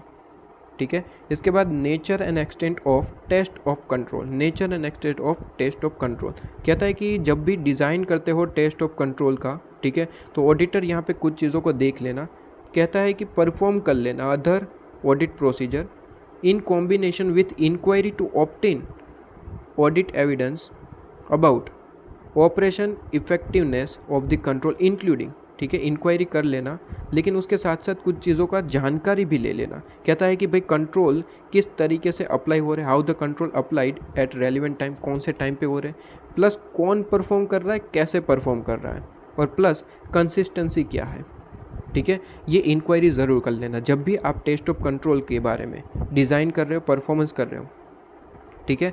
तो ये 3 क्वेश्चन के आंसर ज़रूर ले लेना इंक्वायरी करके। क्या करके सर? इंक्वायरी करके ये आंसर ज़रूर ले लेना आपके पास में, ठीक है, इंक्वायरी करके। क्या ये चीज़ आपके पास में कर क्लियर? ठीक है, इंक्वायरी करके इसके आंसर ज़रूर ले लेना। ओके, तो कहते हैं कि सर आपके पास में 3 चीज़ें, कंट्रोल कैसे काम कर रहे हैं, कौन से टाइम पे काम कर रहे हैं, कौन परफॉर्म कर रहा है, कैसे परफॉर्म कर रहा है, और कंसिस्टेंसी क्या है, ठीक है। उसके बाद डिटरमाइन कर लेना whether the control to be tested depends upon other control, ठीक है, कोई दूसरे कंट्रोल पे डिपेंड कर रहा है और जहाँ पे हमें इसके भी कोई ऑडिट एविडेंस ऑब्टेन करने की ज़रूरत है या फिर नहीं, ठीक है। अच्छा, यहाँ पे वापस से वो पॉइंट लिखा कि सर इंक्वायरी अकेला काम प्रॉपर नहीं कर पाता है, उसके साथ साथ कुछ चीज़ें परफॉर्म साथ में करनी पड़ती है, अदर प्रोसीजर भी परफॉर्म करिए तो परफॉर्मेंस बेहतर माना जाएगा। क्या ये चीज़ आपके पास में क्लियर? ठीक है, तो ये इंपॉर्टेंट तो ऑलरेडी मैं आपको बता चुका हूँ भाई कि सीधी सी बात है कि परफॉर्म साथ साथ में और भी करना रहेगा। क्या ये चीज़ क्लियर है? ओके, और यहाँ पे वही भी लिखा है कि भाई इंक्वायरी के साथ साथ क्या कर पाएंगे, परफॉर्मेंस वगैरह भी परफॉर्म कर सकते हैं, ऑब्जर्वेशन भी कर सकते हैं, आपको जैसे सही लगे वैसे काम कर सकते हैं। इसके बाद कहता है कि हाँ ये important, matters the auditor may consider in determining extent of test of control including the following, ठीक है। कैसी कैसी मैटर्स हो सकती है जब हम यहाँ पे टेस्ट ऑफ कंट्रोल को डिटरमाइन कर रहे हैं, उस टाइम पे हमें ध्यान में रखनी चाहिए। कहता है सबसे पहले frequency of performance of the control by the entity, मतलब कि ये जो कंट्रोल आपने परफॉर्म करे हैं एंटिटी ने जो लगाए हुए, उसकी फ्रीक्वेंसी क्या है, मतलब कि जो पहले दिन वर्क कर रहा था क्या लास्ट दिन भी वही वर्क कर रहा है, मतलब कि ऐसा तो नहीं कि पहले दिन सीसीटीवी कैमरा लगाए थे लेकिन वो तो शुरुआत के 5 दिन चलाए गए, उसके बाद तो उसे बंद कर दिया गया, ठीक है, ऐसा तो नहीं है, फ्रीक्वेंसी सही है ना, ये चेक करेंगे। Length of time during the audit period that auditor is relying, यहाँ पे कहता है कि लेंथ ऑफ टाइम, ऐसा टाइमिंग देख लेना कि भाई ऑडिटर क्या सारा पूरे का पूरा टाइमिंग के ऊपर ये ऑडिटर अपना रिले कर सकता है या फिर नहीं, क्योंकि सारे के सारे ऑपरेशन डेली बेसिस पर डिफरेंट होते हैं, तो टाइमिंग भी देख लेना कि क्या टाइमिंग है आपके यहाँ पे रिलाई करने की, ठीक है। Expected rate of deviation from the control के ऊपर से कोई डेविएशन आपको मिलता है तो उसका एक्सपेक्टेड रेट क्या रहेगा, ठीक है। Relevance and reliability of audit evidence to obtain regarding the operating effectiveness of the control at the assertion level पे भी आपको कोई यहाँ पे कंट्रोल से रिलेटेड इफेक्टिवनेस है या फिर नहीं, ये चेक कर लेना, रिलायबिलिटी कर सकते हैं या फिर नहीं, क्योंकि उससे रिलेटेड हमें ऑडिट एविडेंस ऑब्टेन करने हैं। अगर ऑडिट एविडेंस सही रहेंगे, रिलायबल रहेंगे, रेलिवेंट रहेगा तो ही हमारे लिए सही रहेगा, ठीक है। ये चीज़ आपके पास में 4 पॉइंट याद रखिए। इसके बाद तो normal audit evidence is obtain from the test of the control, ठीक है, चलो ये तो ठीक है, 4 पॉइंट याद रखिए ऊपर के। ओके जी, कहता है टाइमिंग क्या रहेगी टेस्ट ऑफ कंट्रोल की। देखिए टाइमिंग कोई फिक्स नहीं होता, कोई पर्टिकुलर टाइम पे भी कर सकते हैं या फिर थ्रू आउट द पीरियड भी कर सकते हैं। Okay, using audit evidence obtain in previous audit, कहता है कि भाई प्रीवियस ऑडिट में अगर हमने कोई ऑडिट एविडेंस ऑब्टेन करा है तो क्या उसे यूज़ कर पाएंगे, बिल्कुल यूज़ कर पाएंगे, लेकिन ध्यान रहे सर प्रीवियस ऑडिट में आपने ऑडिट एविडेंस को ऑब्टेन करा था और आप करंट ऑडिट में उसे यूज़ करना चाहते हैं, अब टाइमिंग थोड़ा बढ़ गया है, ठीक है, तो लेंथ ऑफ टाइम को ध्यान में रखते हुए क्या आज भी उसका रेलिवेंस उतना है, वो चेक करते हुए उसका यूज़ कर सकते हैं, मना नहीं है, लेकिन थोड़ा सा लेंथ वगैरह चेक करके फिर उसका यूज़ करिए, ठीक है। तो कहते हैं आपके पास में कंसीडर करेंगे, यहाँ पे कहते हैं कि देखिए प्रीवियस ऑडिट के एविडेंस को आप ज़रूर यूज़ करिए, कोई दिक्कत वाली बात नहीं है, लेकिन कहता है कि आपके पास में कुछ चीज़ों को देख लेना कि क्या अदर इन जो इंटरनल कंट्रोल है क्या वो इफ़ेक्टिवली वर्क कर रहे हैं ना, क्योंकि देखिए सीधी सी बात है कि अगर वहाँ के मुकाबले आज इंटरनल कंट्रोल में कुछ चेंजेस है, ठीक है, इफेक्टिवनेस बढ़ चुका है, कम हो चुका है, तो इससे रिलेटेड वहाँ पे ऑप्ट इन करे हुए एविडेंस हेल्पफुल नहीं हो पाएंगे। तो ये सारी चीज़ें चेक करिए। दूसरा कहिए कि भाई risk arising from the characteristic of the control including manual और आपके पास में ऑटोमेटेड है, ठीक है, उसमें कोई चेंजेस है तो इससे रिस्क आपके बदल सकते हैं, ठीक है। मैनुअल और ऑटोमेटिक में चेंजेस हुए हैं तो इससे रिलेटेड रिस्क भी बदल सकते हैं, तो यूज़ नहीं करिएगा, बाकी यूज़ करिए, कोई दिक्कत नहीं है। Effective of general IT control, effectiveness देख लेना, पहले क्या हुआ करता था, आज क्या है, ठीक है, और आज भी क्या प्रॉपरली वर्क हो रहा है या फिर नहीं।